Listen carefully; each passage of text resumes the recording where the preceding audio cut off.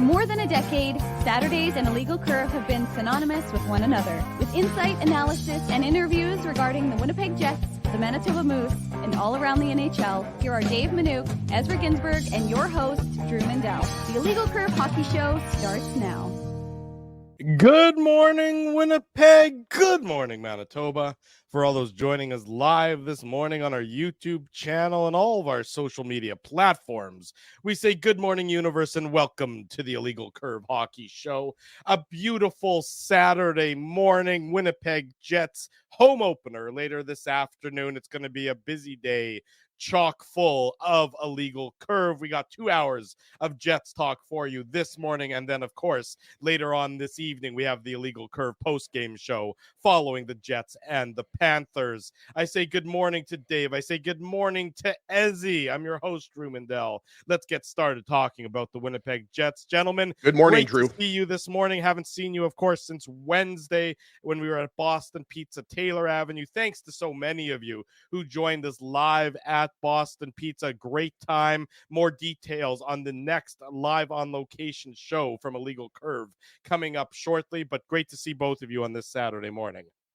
Yeah, absolutely, boys. It's been a while since we've had a Saturday, which where we have the morning show and then we have a game later in the day, right? And it happens to be a mid-afternoon game. So morning to Dom Zappia and everybody else who's joining us live and who's going to be possibly listening on the podcast. And yeah, I mean, we broke down the game. I mean, we'll probably touch on it a little bit, right, guys? But I mean, that was a game in which you thought the Jets were probably going to get at least a point, right? After Mark Scheifele tied it up late in the third period. And, you know, unfortunately, they weren't able to get a point there. But I think if you're the Jets, you have to be really happy with the way you played. I mean, all of the advanced metrics were in the Jets' favor. The shot volume was there. The top line of Scheifele, Connor, and Velarde was excellent. I thought the Perfetti line was also good. We saw the Jets rolling 4 lines.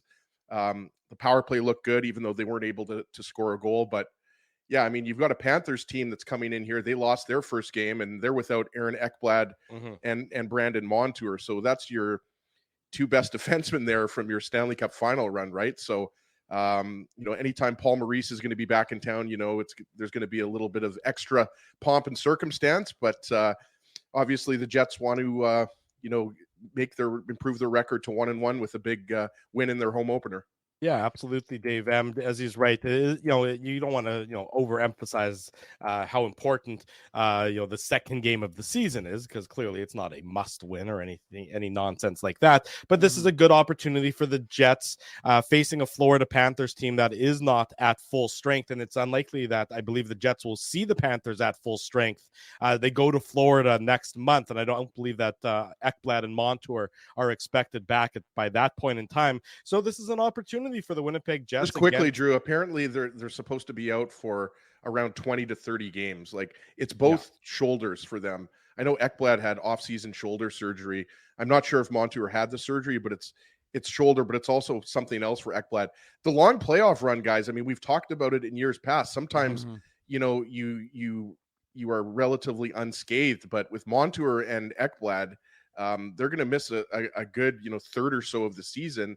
And, you know, you hope that they're still in a playoff spot, but those guys, I mean, those are the 2 guys on your back end that you don't want to be without. So just wanted to get that in there, that it's going to be longer term, and that they probably won't be back till late November, early December, something like that.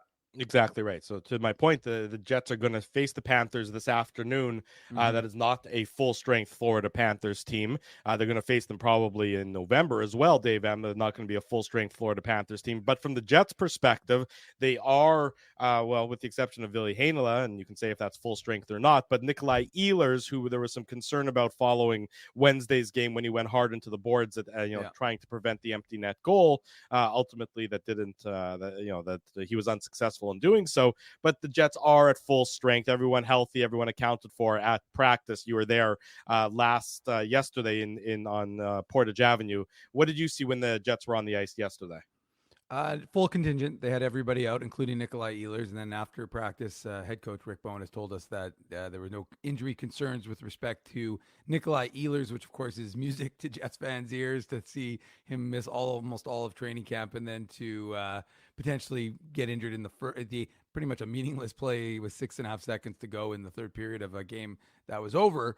that would have been pretty disastrous from a Jets perspective, given what happened last year and all that sort of thing. So the Jets need Nikolai Ehlers to be healthy, and they need him to be effective, and they need their team, who, as he touched on, were really effective, to continue to do what they did. The Florida Panthers, that was the talk of yesterday, were in a similar mode because they got goalied by Gustafsson in Minnesota, and it seemed like their feelings were that they deserved that win because they controlled the play, much like the Jets did against Calgary Flames, but didn't come away with the 2 points. So that Florida is not going to want to start the season 0-2. The Jets also similarly don't want to start the season 0-2. So you're expecting a pretty good tilt from these two clubs. Obviously no history there. We're not going to go back to the South Least Division, Ezzy, and think about those you're days. aging yourself. Well, remember those 6 o'clock starts, boys. Those first couple of years, like they were like 5 o'clock here. I remember like work was over and I had 10 or 15 minutes to get to the rink, but there were a lot of 6 o'clock Central starts. There were 5 o'clock starts because remember there were sometimes it was crazy. I just remember you're just like, oh god, this is so early. And now of course we're at 9 o'clock, 10 o'clock. Yeah. What is it? Next Saturday is 7:45 or whatever it is. Not in Saturday. When is it? Next Wednesday, whatever it is, where all 32 teams are playing and it's staggered. Like it's like the Jets are playing like a 7:45 game or something like that. I think it's the St. Louis. It's the St. Louis game. I think it's on the Tuesday, where all the NHL teams are playing, but they've basically. Dave, we're only capable to think about the game in front of us. I was going to say, Dave's looking way not ahead. Not me. It was just a discussion. One game at a time, Dave M. One game at a time. It was a discussion in the press box yesterday. But anyways, let's get back to the focus of the Jets and the message. And the message was that, from Josh Morrissey and Adam Lowry, the two guys who spoke after practice yesterday, was just that they want to keep doing what they were doing because they were fairly successful with the way they played, and they were happy with the way they played. There were a few things that Rick Bowness wanted them to clean up in terms of coverage, and we saw that in a couple of instances, obviously, that they got burnt in the game against the Flames. But for the most part, I think overall the tenor of the messaging was that the team, the coaching staff, were happy with the game against the Flames. Obviously not with the outcome, but with the result, but with the way in general the team played, and that they're hoping to keep that going today, this afternoon, against the Florida Panthers. Well, that's just it. I mean, the Jets played by all accounts, by all metrics, except for the one that counts, the Jets played a very solid game on Wednesday night, much like the Panthers did, as Dave mentioned. I mean, I believe they outshot the Minnesota Wild something like 41-21. Yeah. It was also a one-sided game. So if you're thinking that the Florida Panthers are going to necessarily take a step back because of the injury issues on their back end, well, they're still pretty loaded up front, Ezzy. Anytime you can still roll out guys like Sasha Matthew Tkachuk have didn't Matthew Tkachuk, I think he had 10 shots and 15 shot attempts. Something like that. He was a one-man wrecking crew. So, this really was a carbon copy because Velarde had 8 or 9 shots, right? So, I mean, both teams badly outshot the opposition, but still lost the game.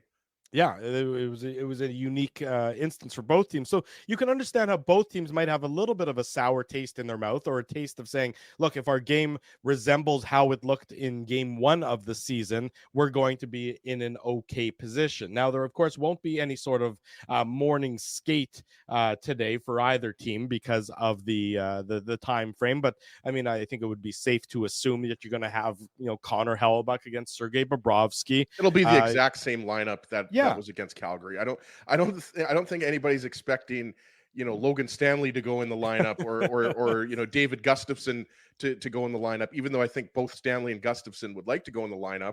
And I just wanted to mention one thing too, because we talked about Paul Maurice's return, but it's also Jamie Compon's return. And I wanted to give him a shout out. I don't know if you guys saw this.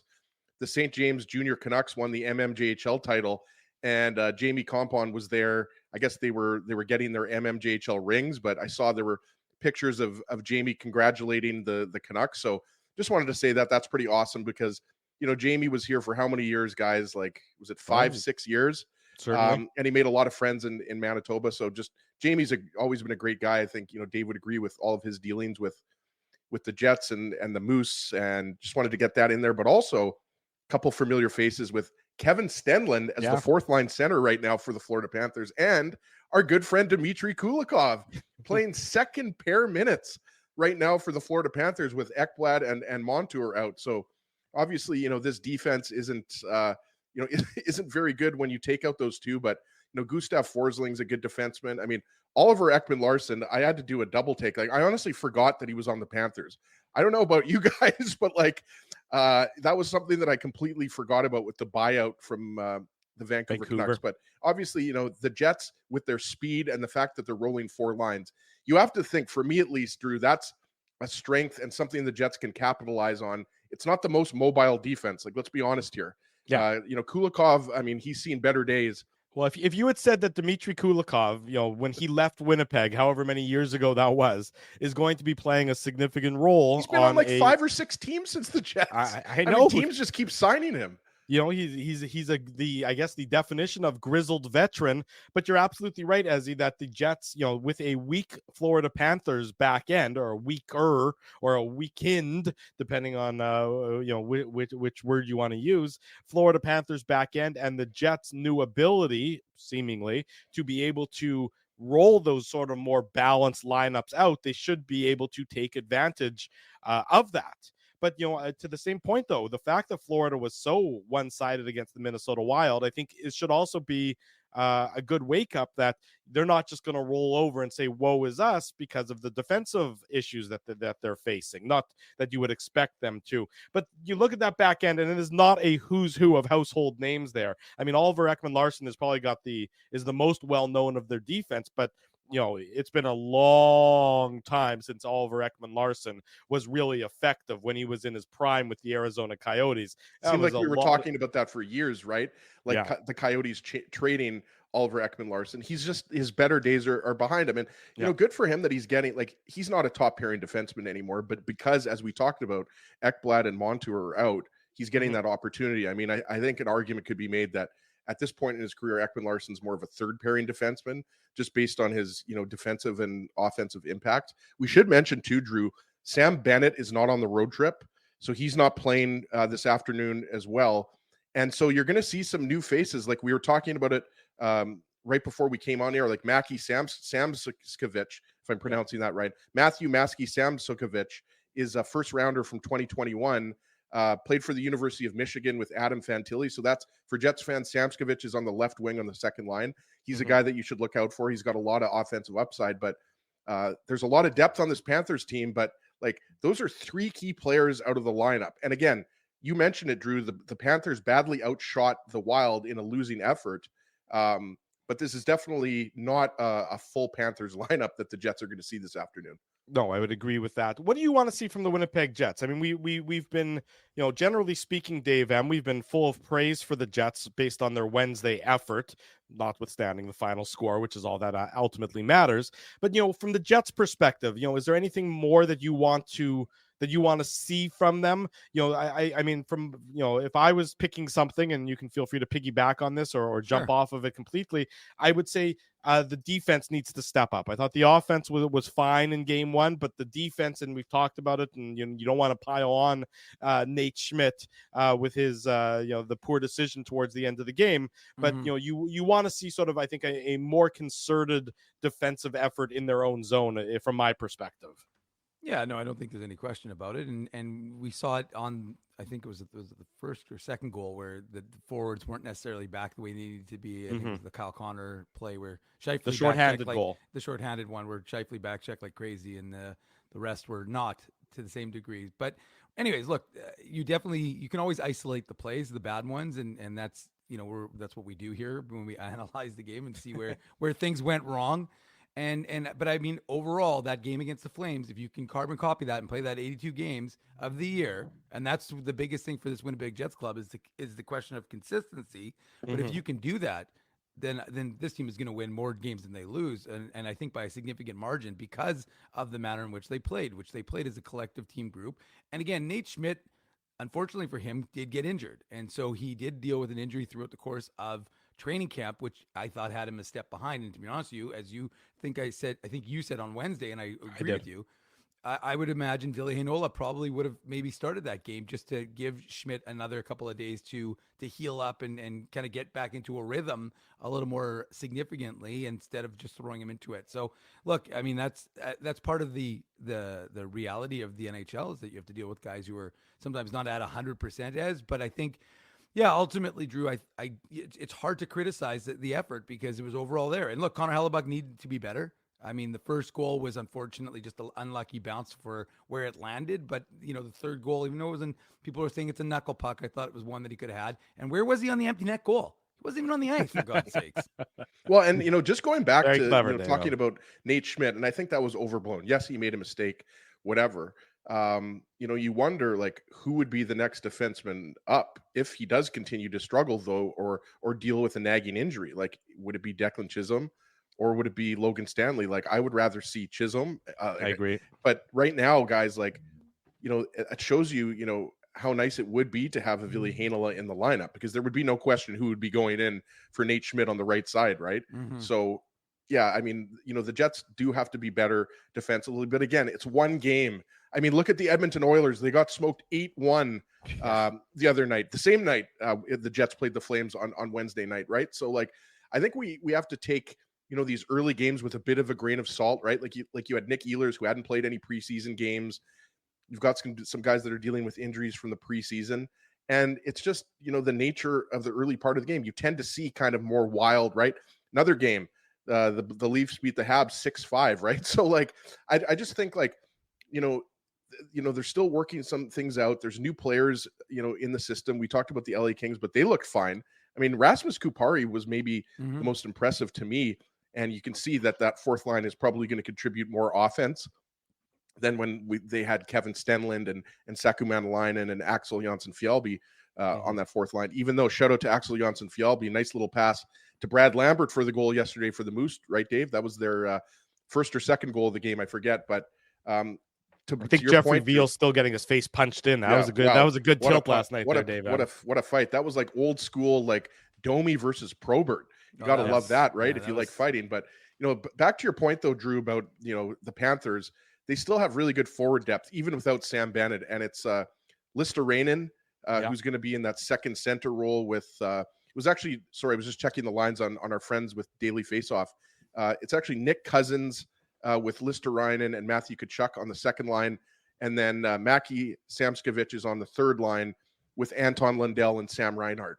So, like, when you have players like Lundell and Reinhart, that's the thing. Like, the Panthers might have squeaked into the playoffs last year, guys, but I mean, especially when Bobrovsky is playing at his full potential, it's still a really good team. So you can talk about Ekblad, Montour, and Bennett being out of the lineup all you want, but this is still a really good Panthers lineup. Carter Verhaeghe is another guy that we haven't mentioned. Like, Verhaeghe is on the top line with Barkov. And who am I missing here? Evan Rodriguez. Evan Rodriguez. There you go. He's new to this Panthers team. So, I mean, they're working things out with new faces and young players in their lineup too. So, I mean, the Jets know that. They're not going to take the Panthers lightly. No, and Paul Maurice is obviously back in Winnipeg. I think our buddy Mike McIntyre sat down with him and he spoke effusively about his time in Winnipeg and the Winnipeg market, as he always does. He's still, everyone knows Paul at this point in time. You know what he's going to say. You know how he's going to frame it. You know how he's going to, blow some smoke up some rear ends. But that's okay. People like being told that they're pretty and that they're the prettiest girl at the ball. There's nothing wrong with that. Love me, tell me. Tell me that you love me. Tell me how pretty I am. But and Paul's very good at that. But at the end of the day, he knows how to still, he will get a lot out of a Panthers team that is, banged up, as we talked about. But their forward group is really, I think that's the key matchup in today's game, is the Jets defense and, trying to neutralize that Florida Panthers forward group, because that forward group is still very dangerous, still very, still very talented. And so how do the Jets handle that? How does the Jets, with their question marks on the back end, both teams, a little bit of mirror image, not, I don't think this is going to be a low scoring game. I really don't. Hard to believe that it would At least be, it's right? not going to be on the Panthers side. like for I think what I'm saying is, I think the Jets are going to score some goals this afternoon. Well, that's a big question. 5-2 Jets, Drew. That's my prediction. Okay, well, There you go. So that means the Panthers are going to win 8-0. But the question is, from the Winnipeg Jets perspective, you look at the balanced lineup. You look, is that going to translate throughout the course of the season to better offense? because this was not an offensive, dynamo last season. I think they finished 21st in the NHL in goals for, if I'm not mistaken. So that is, an area of concern for the Winnipeg Jets. There were so many games, particularly during the slump in the latter half of the season, Dave M, where the Jets couldn't score. Now you hope a more balanced lineup and the ability to roll 4 lines will hopefully help in that area. But this still, the Winnipeg Jets team is still a team that I think has is not as sure thing offensively as a lot of people might expect when they see the big numbers from Scheifele and Connor and usually Ehlers if he's healthy, Dave. No, I don't think you're wrong, Drew. I think that there's definitely a, space for the Jets to improve it in that regard. But I mean, again, it's hard. We just have to look at the one thing that these teams tend to say, or the coaching staff tends to say, is last year was last year, and let's focus on this year. We've started anew. So they're not going to, when you ask Rick Bowness about things that transpired last year, he really does tend to just say, well, this is this year, that was last year. Let's focus on what's happening now. And look, we saw from this Jets club against a Flames team that's also, remember, that Calgary team was looking to have a bounce back. And when, Kyle Connor scored that goal against Jacob Markstrom, you thought, holy Hannah, this is going to be Jacob Markstrom of old. But then he played well, and he played really well throughout the course of the game. We saw that actually last night in the Moose game, which we'll touch on a little bit later in the show. But I think it's just, again, if you look at that Jets effort on Wednesday night, I really do think it was a really good effort. Again, there are mistakes, and you have to try and minimize that. But I think overall, and the one thing I would highlight is the fact that you were getting it from a lot of opportunities throughout the course of that lineup. And as he's right, like the fourth line is potentially going to be a fourth line that actually plays 10 to 12 minutes a game, not a fourth line that plays, 5-6 minutes with one guy who's a PKer who may get up there to 9. So to me, that is going to have a big impact, I think, down the stretch. Not necessarily, obviously, early. It could have you hope, if you're a Jets fan, that has an impact early in the season. But I think not having as much, tread taken off the tires of the Scheifele's, the Connors, the Niederreiters, the Ehlers, because you're not playing them 20 to 24 minutes a game, might have a positive impact on this team overall. Again, that's future casting, as Spency would say. And I'm not trying to look, 40, 50, 60 games down the schedule. But I just think, like, overall, I think from that perspective, Drew, being able to roll the 4 lines, having confidence in your forward lines, thinking that all 4 lines can score goals, I think that's something that, from a Jets perspective, we've been clamoring, talking about that for so long, right? The idea that you can't just have a top 6 anymore and just think that's sufficient, and then 2 lines that tread water. You need at least a top 9 that can put the puck in the back of the net, Ezzy. And now the Jets, in theory, we'll see what it looks like overall, but in theory could have 12 who could put that puck in the back of the net. I'm really going to be focusing on the Perfetti, Ehlers, Niederreiter line this afternoon, boys, because we've already talked about it today and on Wednesday night's post-game show. Like Scheifele, Connor, Velarde, they looked like they were in mid-season form. They were the most dominant line on the ice. I think most people agree. They were finding each other. They were creating space. We talked about the shot volume. Velarde led the way. Forget how many. I think, didn't Scheifele have 4 or 5 shots as well? No. I'd have to go back and check. But they had 84. That line, the Connor, Scheifele, Velarde line, had 84% Corsi 4 5-on-5. So in 12 and a half minutes of ice time. So to say they were dominant is reflective of that. Yeah. So I think we're expecting to see more out of Perfetti, Ehlers, Niederreiter. Not saying that, that line has to score 3 or 4 goals in order for the Jets to win the game this afternoon versus the Panthers. But just because of, a little bit of the rust in Ehlers' game from missing the preseason games. And I think, the fact that you've got Sam Bennett out of the lineup and the Lister-Rainen, Cousins, Kachuk line is most likely going to be the matchup there. We're not sure, but I think that's a huge advantage for the Jets. And, that line, and again, to Dave's point, if you've got the first 2 lines going, then you throw in the third and fourth line, the Jets are going to be averaging 5 or 6 goals a game. It's funny, I was on X or Twitter or whatever the hell it's called, and a lot of the guys who use advanced metrics and analytics to try and do projections, and they're projections, so you take them with a grain of salt.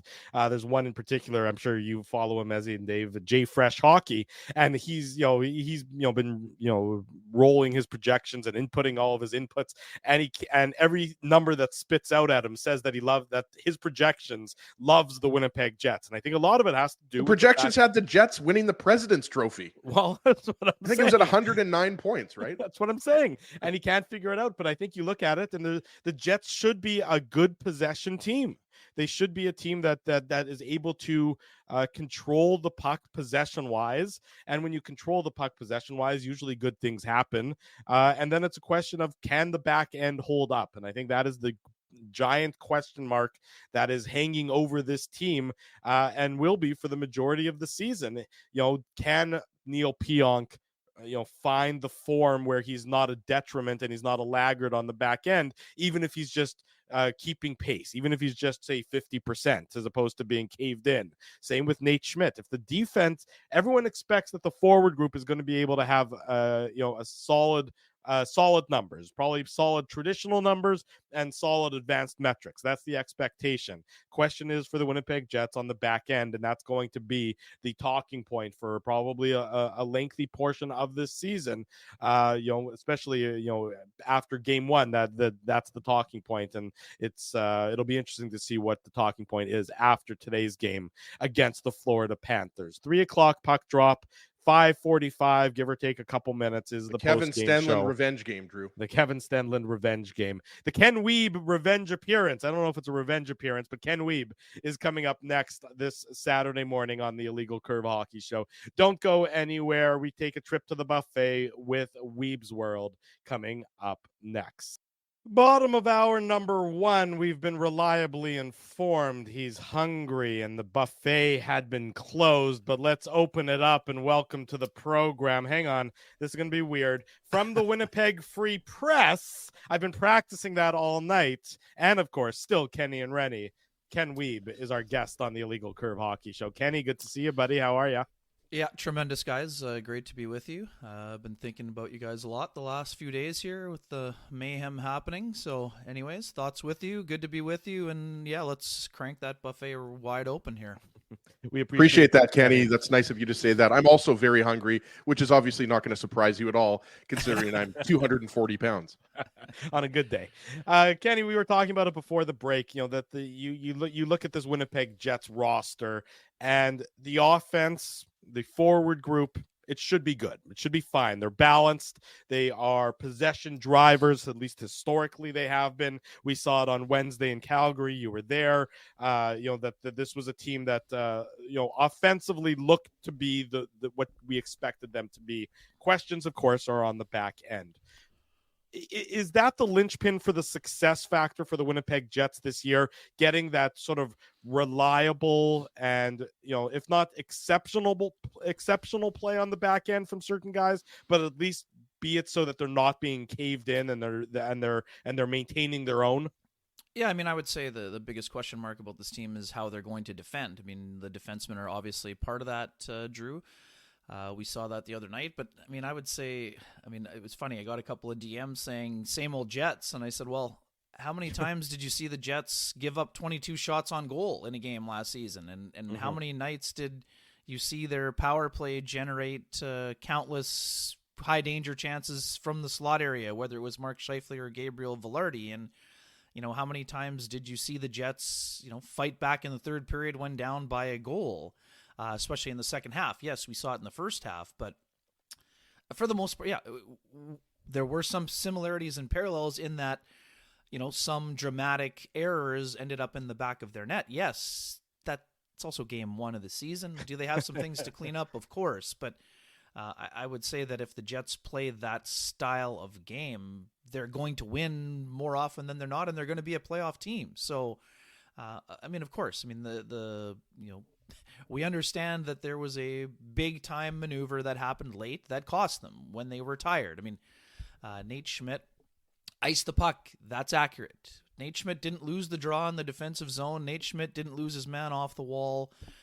Was it a costly play in the game? Yes. This is also a guy who hadn't played since the first preseason game. I understand folks want to act like it's the playoffs and that a player should be benched for any minor error, but I'm here to remind you it's an 82 game season. Errors are going to happen, and nobody feels worse than Nate Schmidt about what happened. He wasn't trying to ice it. He was trying to have the perfect curling draw weight so that it would either be on net or B, just inside the goal line so that his tired teammates who had been on the ice for a minute already could get to the bench. So, hey, that's got to get cleaned up. There's no doubt about that. Nate Schmidt knows it. Rick Bowness knows it. Everyone else knows it. But Rasmus Kupari had a tough shift there too. Lost the draw, and you guys saw it too. He made the right play. He thought he had Elias Lindholm pinned on the boards. Yeah. He finishes his check perfectly, but he doesn't recognize Lindholm spinning off him on the inside position. And when you've been on the ice for 113 and you just probably exhausted the last of your energy by trying to hit the guy against the boards, by the time he has a step on you, you're not catching him on the way to the net for the backdoor tap. So anyways, it's a lot of things happened on that play. And yeah, could they have been avoided? Of course. But I know some folks in the chat are asking about timeouts. In the 2017-18 season, they abolished the ability for the defensive zone team to call a face-off. So timeout when there is a D-zone face-off. That was not an opportunity or option for the Jets. I am surprised, guys, that maybe someone didn't accidentally step on their stick and Five guys stepping on the stick at the same time. Yeah, you only need one. You only need one, Drew. But My chin strap's a little loose. something, my helmet needs adjusting. The strap is off. All of the things. So, but yeah, I mean, people can say it's rainbows and unicorns all they want, but like honestly. If I had told you the Jets were going to outshoot their opponent 37-22 and out-attempt them 83-45 in the game, most people are going to be happy with that type of performance. So, of course, there's things to clean up all the time. Players need to be better, but there were a lot of things that if you're building the foundation, you put down a couple of important pillars in game one, and now it's about learning from the mistakes and seeing what you can do to build on those types of things. Absolutely. And to your point, Kenny, when Mangiapane made it 1-0 Calgary, the shots were something like 10-2 for the Jets, and the Jets were all over the Flames. So anybody who watched that game knows that on the deserve a win meter, it was clearly tilted in the Jets' favor. And I wanted to ask you about Rasmus Kupari, because you mentioned him there, on the winning goal for the Flames. And obviously I agree with you. It's just one game, so we don't want to put too much stock into one game. But what did you think of Kupari? First off, I forgot how big he is. He's a big guy, 6'2", 200 pounds. And he played, I believe, 11 minutes. Barron was the least ice time on that line, just under 9 minutes. Obviously Nemestikov, the other guy. But what did you think of that line? Because obviously a lot of people are talking about that being the Jets' best fourth line in maybe since, the 2017-18 season. Yeah, I mean, I liked a lot of what I saw from the trio. They're also, I mean, as you guys saw, they're used in different situations. They get bump up shifts because Kupari and Barron are, on the penalty kill. Nemesnikov moving up afterwards with certain guys. So I love the burst of speed. I think it was after the Mangiapane goal. I think you saw Kupari go wide on the left wing side around the defenseman, got a really good scoring chance. Didn't quite lift it as high as he would like to, but that's a great scoring chance. And throughout training camp, I mean, Dave was there quite often. What we see from Kupari, speedy guy, very involved. And what I like most about his game is he's around the net and around the puck. Now, he hasn't finished at this level, at the NHL level, to the point where you're going to say this is an automatic double-digit scorer. But I see a lot of qualities that would lead me to believe he can become a double-digit scorer. Whether his best position is going to be center or wing, I think the jury is still out on that. But I liked a lot of pieces to his game. Morgan Barron's a guy who played a lot on the third line last year. So naturally, if that player is on the fourth line after being on the third line previously, that speaks to the level of depth. Both on the day-to-day roster and into the organization. You guys know I'm a fan of the way that Vladislav Nemestikov plays. He can basically give you whatever you need in whatever role at any particular time. Up and down the lineup, penalty kill, second power play, really physical presence. So yeah, I mean, I think recency bias does sneak in, and I understand a lot of folks have forgotten that at times during that 17-18 playoff run. The fourth line included at various times Brian Little, Yoel Armia / Jack Roslovic, and Matthew Perreault. So I'm not quite ready to anoint this group as, and I know you said since that time, but there are others who say it's naturally the best fourth line of all time. It definitely has the potential to be one of the best of all time. And I would say one of the most important things coming out of the game, and of course the play of the first line is more important, but when it comes to how the Jets are going to perform over the course of 82 and beyond, if they reach their goal, they need that fourth line to be playing, 9 or 10 to 12 minutes a night so that you're not taxing the top line and playing them 22 to 24 minutes. And we know Kyle Connor, Mark Scheifele, Gabriel Velarde were all north of 20. And because they didn't play until Saturday afternoon, it was easy to do that for them. But you don't want that to be happening in a 3 and 4 and in the back-to-backs. Of course, they can handle it at the start of the year. But if you want these guys to have energy and ability to perform and produce in April, May, and potentially June, then you want to be playing those guys in the 20-minute range, but you have to you have to be able to lean on the fourth line and not be scared to play them against any line. And I think that's the benefit for the Jets in this season, is that you're going to be able to throw those guys over the boards and not be nervous about them getting caught out against the top offensive line. Now, are you going to be nervous if they're out against McDavid? Of course you are, but you're nervous when your top checking line is out against McDavid. So let's just keep it all in perspective. But yeah, I liked a lot about that fourth line. Could they drive play a little bit more? Sure. But for the most part, the Jets drove play. And Ezzy, to your original point, I mean, the first period was all Jets until the back-to-back penalties. And, then a bouncing puck ends up on the stick of Mangiapane, and in a situation where it could have been 3-0 Jets, they're trailing 1-0. And, although they did a nice job of battling throughout the contest, they just seem to be chasing the game a little bit throughout the course of the game, and that's difficult to do, especially when you're trying to crank up the intensity meter from preseason to regular season. Mm-hmm. Chasing the scoreboard at the very least. Ken Wiebe, our guest of the Winnipeg Free Press, talking about the Winnipeg Jets.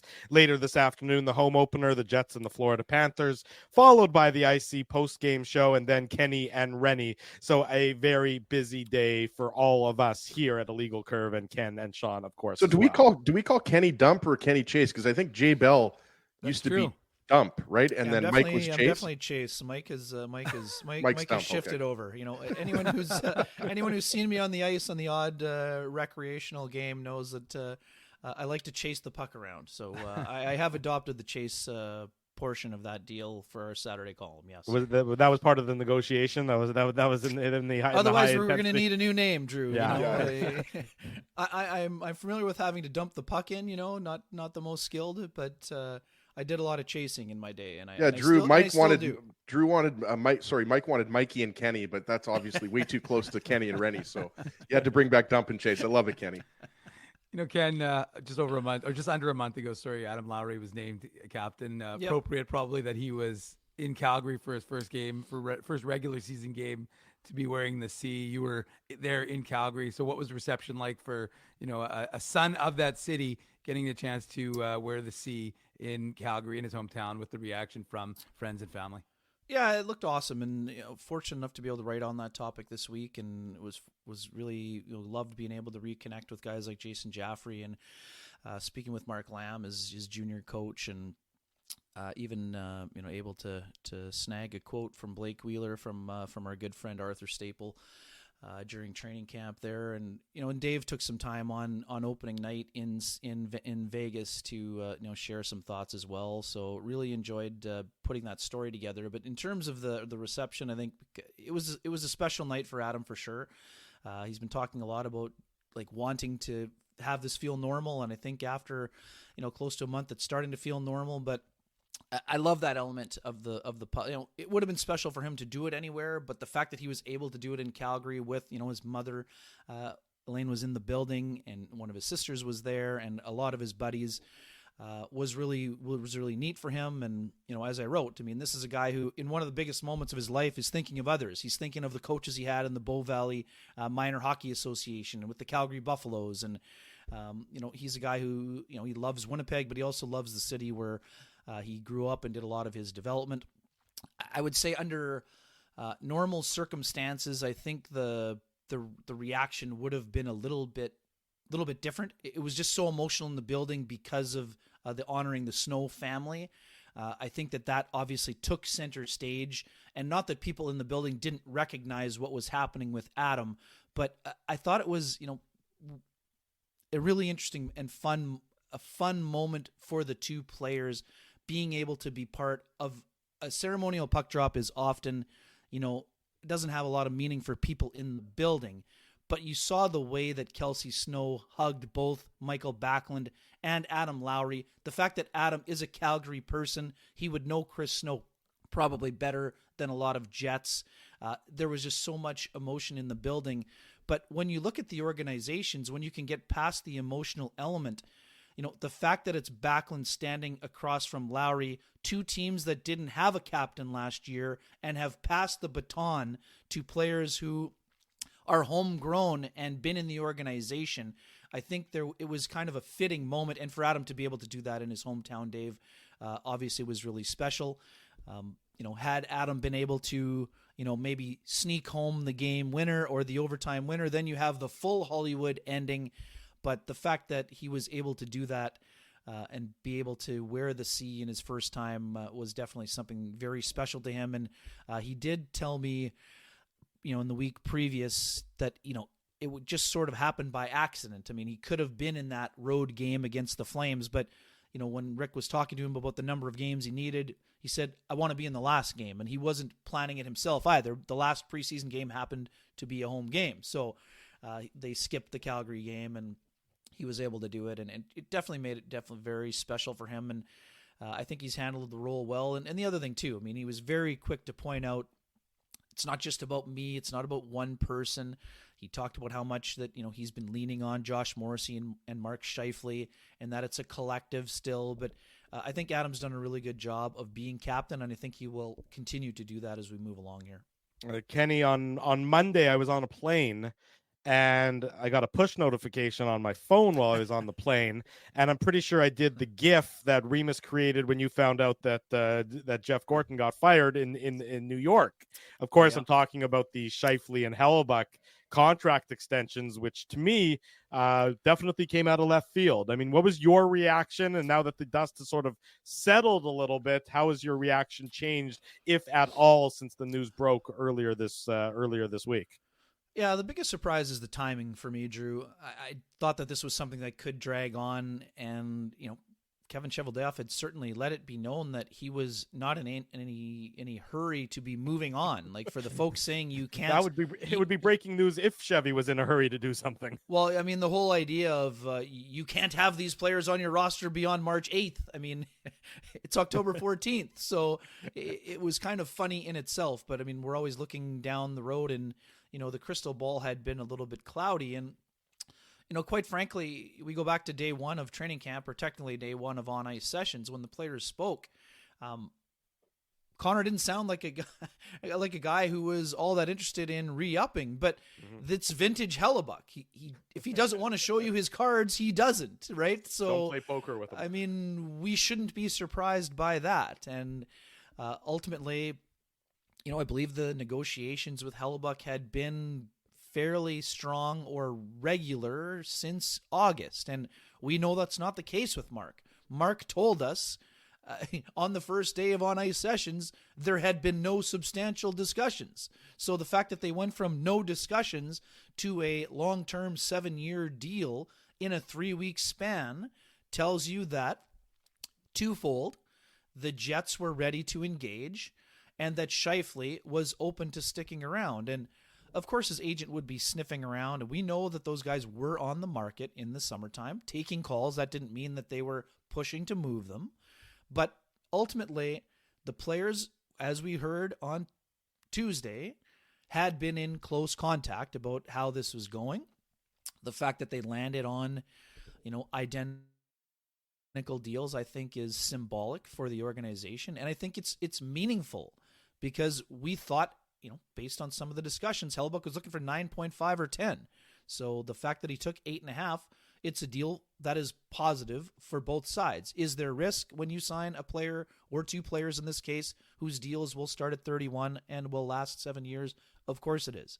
But what we know so far, Mark Scheifele goes out of his way to take care of his body, and Connor Hellebuyck has been nothing but a workhorse. So, I mean, it would make you feel a little bit more confident at the end. Father Time is still undefeated, but for this next stretch, when some folks weren't listening, when people like I was saying there is not going to be a rebuild here, this shows you that the Jets are committed to winning in the now. Now, the next part of that equation for Kevin Cheveldayoff will come to pushing more chips in.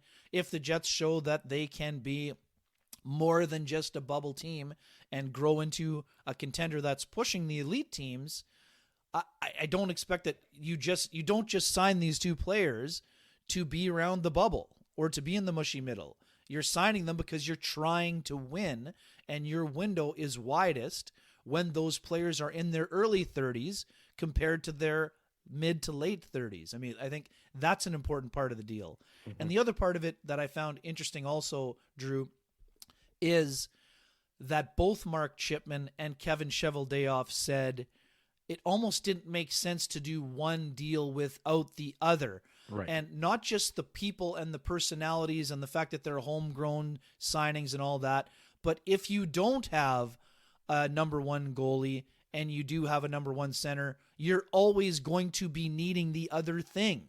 So now the Jets have both positions under control. There are no question marks about whether or not you have someone internally that can handle a promotion into that role, or if you have to go out and try to trade for one or sign one as a free agent. Two of the most important positions on the ice, and you could even say this too, they just also have a number one defenseman on their roster, which a couple of years ago people were, they thought Josh Morrissey was a top pairing guy, but now he's grown into a Norris Trophy contender. So the three of the most important positions on the ice are now in good hands and on longer-term extensions, and they just so happen to be homegrown talents and guys that could potentially spend their entire careers with the organization. And let's not kid ourselves. In a market like Winnipeg, that matters a lot more than in another market where it's easier to attract players. It's a really good point. And go go ahead. Just one follow up. Yeah. Were you surprised at the dollar figure on the AAV of the contracts? Because it seems, look, the expectation is that the salary cap is going to go up, around the league, and probably by a significant jump over the next number of years after the COVID escrow is paid off. So, in terms of a percentage of the actual cap hit, it seems like as these contracts move on, the percentage is not going to be, tremendously significant. So to me, the long-term commitment I get and everything else, I mean, it was a little surprising, but I thought that both guys left money on the table, which I thought to be particularly surprising. Well, I mean, it's interesting. I mean, like I said, I think there is some give and take. Money on the table is a relative term. Sure. What we saw that, if a Stanley Cup contender had blown the Jets away with an offer for one or two of those guys, they might have been moved. So that's not to say there might not have been more money, but let's look at some recent examples, Drew. The Ilya Sorokin deal is the best comparison for Connor Hellebuyck right now. 2.5 years younger. Hellebuyck is slightly above. Now, did they pay a full Winnipeg tax? Not really. It's only, $250,000 difference, but you're buying those late years into the 30s. So I think there's give and take there. With Mark Scheifele, let's use Bo Horvat as a recent example. The numbers are very similar to the Horvat deal. So for me, I think it is market value. Now, could there have been a team that, is maybe lower in the standings, or could a non-contender have offered, $9 million to Mark Scheifele if Mark Scheifele puts up 40 goals and 90 points this year? Sure. You could argue that he left money on the table, but I would say for a guy who is looking for a raise, just got himself a raise of nearly $2.5 million, well into his 30s. So I don't know that he left a ton of money on the table. And the other thing too is, was another team going to be willing to go to that term? I think for both players, term was the biggest thing, and the fact that they went to 7 years is important. And for Scheifele, it's a long time to spend in an organization. Same for Hellebuck. So this is a guy who came in at 18, and he might leave at 38. Like that's 2 decades of service, and he's going to be paid incredibly well. And I've said this before, I've written it.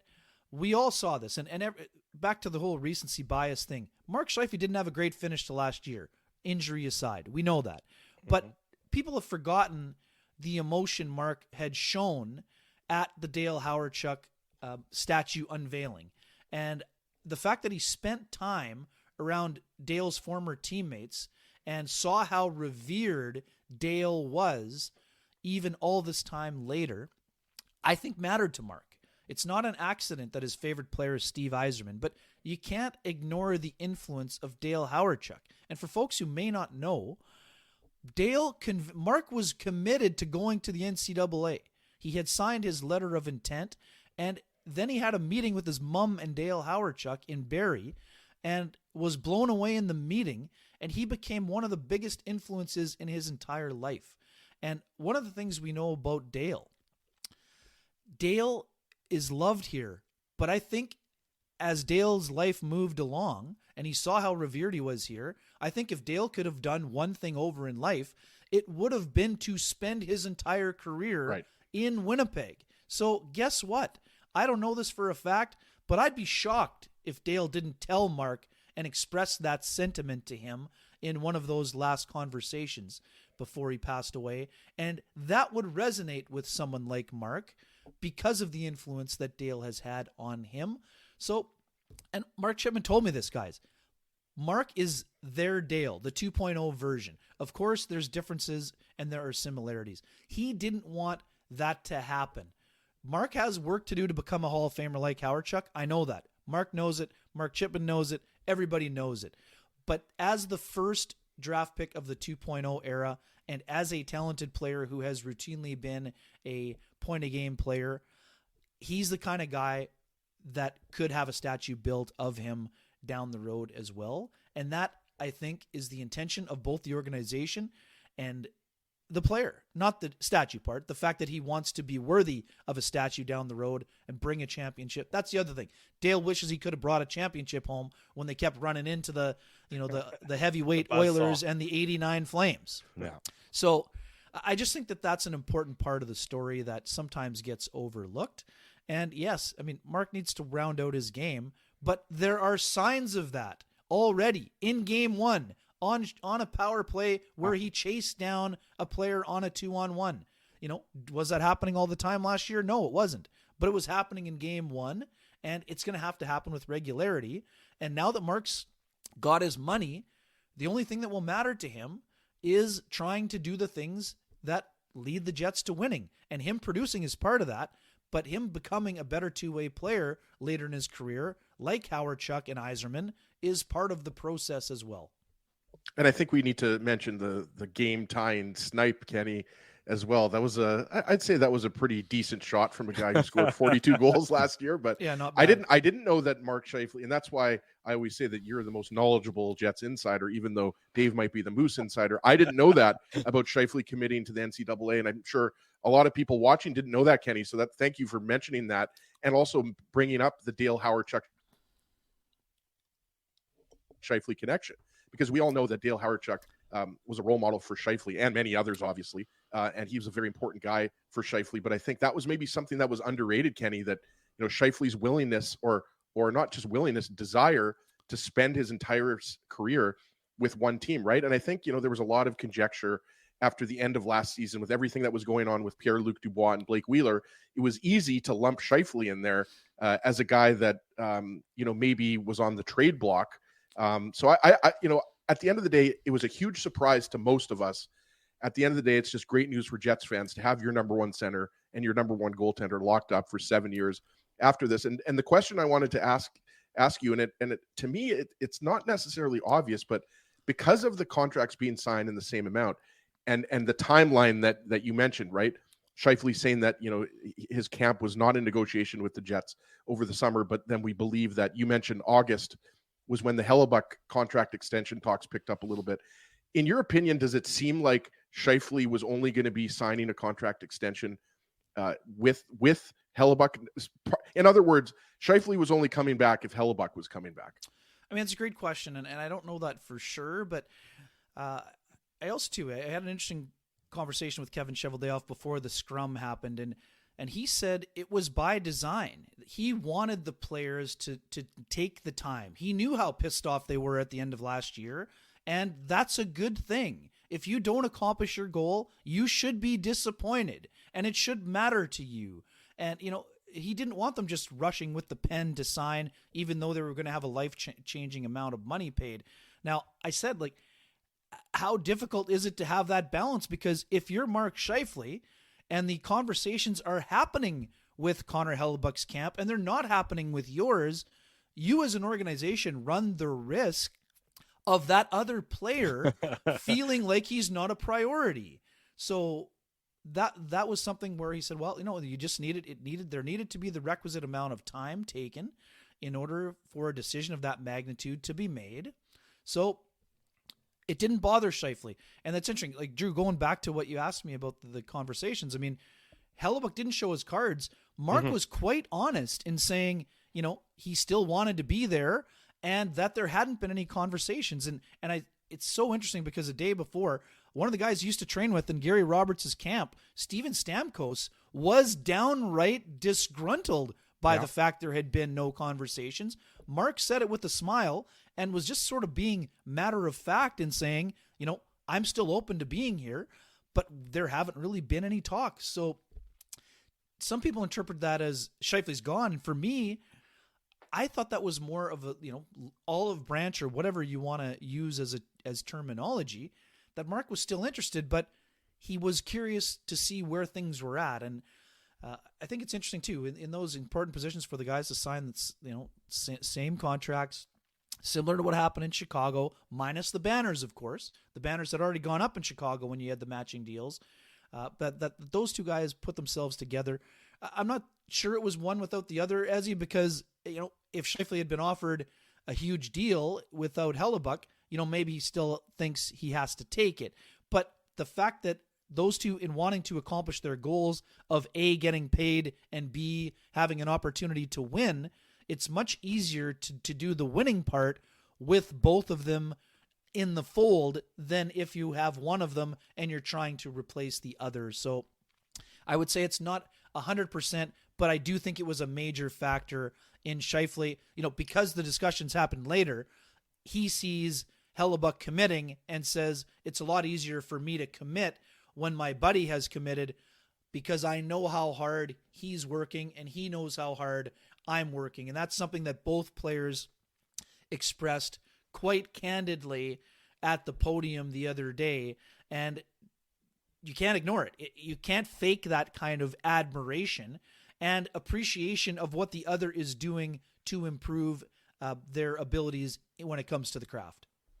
Kenny, I'm going to squeeze in one quick question here because we're, you know, on that topic of Mark Scheifele and you know, now that he's got the contract, now that that's behind him, a lot of times there's the curiosity, and your former colleague at the Winnipeg Sun, Paul Friesen, was asking about the benefits of having guys in that contract year hungry to prove themselves, and now they've kind of lost that thing. So what kind of player are you going to have? Now, the question I'm going to pivot a little bit from the contract element of it is, will Mark Scheifele, you mentioned Steve Yzerman being his favorite player, and you know, you look at Yzerman's numbers in the late 80s, 137 points, 155 points, 127 points, but then, of course, the Red Wings weren't winning Stanley Cups, and then his numbers dropped down. He became a more defensive-minded center, and obviously there were some other players that factored into the Red Wings' success, but Stevie Yzerman changing his game and becoming more defensively responsible, the one thing that Jets fans have wanted to see from Mark Scheifele. So do you see that in his game? We saw it in game one. You're talking about that back check earlier in the show, Ken, but do you see that pivoting now, that he doesn't have to worry about securing the bag and getting that big contract? He's got it. He's set for life.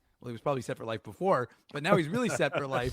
So the question becomes, do you see that pivot? Because that's what the Jets are going to need from Mark Scheifele in that becoming that top tier center for the Winnipeg Jets. Yeah, I mean, Mark Scheifele's never been someone who lacks motivation, guys. You've all seen it since he arrived on the scene in 2011. The fact that he, doesn't have to prove himself by scoring 45 or 50 or getting 90 to 100 points. I don't think that makes his pursuit of those high water marks any less apparent.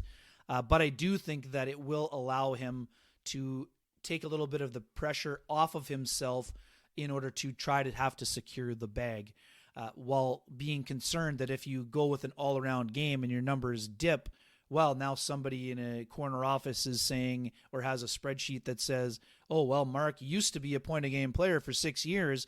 Now he's just a 70-point player. And again, I say that somewhat facetiously because there aren't a lot of 70-point players in the NHL regardless.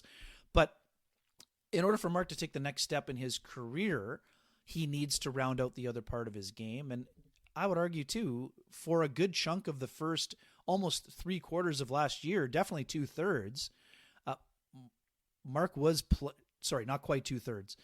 I would say that his defensive awareness was much higher than the year prior. So I think we kind of got caught up in, it's a lot like when you have a prospect who's been under the spotlight for so long. When you see someone for as long as we have seen Mark Scheifele, of course you're going to see the warts because you're seeing him every single game for 10 or 12 seasons. But don't forget about the positive parts of the game. And I'm not taking Mark off the hook. There are parts of his game that need improvement, and he knows what they are, and he's working at them. But lots of teams have players, and I'm not just talking about Mark. Like, how much defense have you guys seen Patrick Kane play in the last 10 years? Like, there are lots of players who are offensively gifted who are not Selke, I don't know, Kenny. I think Ovechkin's going to win the Selke candidates. this year. I mean, let's not forget that simple fact. So, long-winded way of saying I don't expect motivation or a lack thereof to be an issue. Mark is not a complacent person. Never has been. I don't think that signing this extension that doesn't even kick in until next year will make him a complacent person. That's not how he's wired. It's not in his DNA. Now, could he have produced more if he had been under the Mark? To me, Mark didn't have anything to prove on the offensive side. Like, he had been a 6-time point per game player already, and then just had a career high 42. We've always known he has a quick release and a great shot. That was apparent at his first training camp. There were Joe Sakic kind of comparisons. So I think it's important to remember, I don't think that his production is a concern, even though he's signed the contract. And I just think that this is a highly motivated player. He's always working hard on his game to push himself to be better. And I still expect him to be a productive player. I mean, does it mean 35 or 40? I'm not sure. I mean, that's up to him. But I also do think that in the long run, Dave, your point being, if Mark Scheifele can become more like Steve Yzerman and the Jets can surround him with other players to pick up the offensive slack so that he can become a better 200-foot player, that will help them in the long haul in terms of trying to be a playoff team and a team that competes for the Stanley Cup. So, yeah, I mean, I think for sure, I still think he's going to be in the 35, 85 to 90 range, but I think that's also going to be related to the fact that I think Kyle Connor is going to be much closer to the player of 2 seasons ago than last season. And I think Gabe Vilardi, I know it's only one game, but Yeah. Gabe Vilardi, 7 shots on goal. They were all high danger chances. Yeah. And if someone who can shoot the puck like Gabriel Vilardi can create even 3 to 5 chances a game, he's going to score a lot. So if your line mates are scoring a lot, it will stand to reason that your point production will be high, whether it's 5-on-5 or on the power play. Ken, we will have coverage of this afternoon's Jets-Panthers game for the Winnipeg Free Press, as well as with his buddy Sean Reynolds, Kenny and Rennie, coming up later on tonight as well. Kenny, as always, we appreciate your time. We appreciate your insight. And officially now, the buffet is closed. Thank you, Kenny. Thanks for having me, guys. And don't worry, Mole. I saw you in the chat room. I'll look to collect that $100 bet at your convenience. There you go. Don't. Kenny's got eyes everywhere. He's If you coming think to you're going to collect. sneak anything past him, you're sadly mistaken. Kenny, we'll see you later on this afternoon. We'll do it again real soon, buddy. Be well. Enjoy the day and the weekend, fellas. Thanks for having me. Always a pleasure. Thank you. There he goes, Ken Wiebe, joining us this morning on the Illegal Curve Hockey Show. Before we go to break, Kenny addressed it sort of at the start of his interview, and so many of you have reached out. I know I've received a ton of comments. I assume Dave and Ezzy have also reached out. The goings on of the week, and it was a pretty, I'll be blunt, pretty shitty week. At least that's my feeling, and I'll let Dave and Ezzy speak for themselves if they want. But every time that one of you in the chat or anybody who's listening to the podcast or reached out on Instagram or reached out on Twitter, it helped. I know it doesn't seem necessarily like it was a lot, or that it was just a quick note of saying we're thinking of you, or a quick note of appreciation, and it really did help tremendously. So I would just want to say thank you to each and every one of you who reached out this week. It was just a good example of what we can all do in all situations for one another, just sort of lending a hand and just saying to somebody in our lives, whether or not we know them that well, hey, I know you might be going through something. We're here to help you. We're here thinking about you. We're here to support you. So I just wanted to say to everyone, thanks so much for that. When we come back, we'll do some Winnipeg Jets over-unders. Frankie Corrado is going to join us at the bottom of the hour for more hockey talk. Lots more to come. Hour number 2 of the Illegal Curve Hockey Show. Even though we're well into hour number 2 already, it's coming up next on our YouTube channel and all of our social media platforms. Keeping Winnipeg laughing for over 30 years. Rumors, Canada's longest-running comedy club, bringing you the biggest laughs from the best comedians on the planet. Jerry Seinfeld, Chris Rock, Jon Stewart, Dennis Miller, Brad Garrett, the greats, and all the up-and-comers too. When was the last time you laughed out loud? Make it a great night out with friends, or book your office or birthday party. Even a fundraising event at Rumors. Get all the details and dates on upcoming shows at rumorscomedyclub.com. Hi, Ez. A strange question for you. But why are you lying on the ground being crushed by a piano?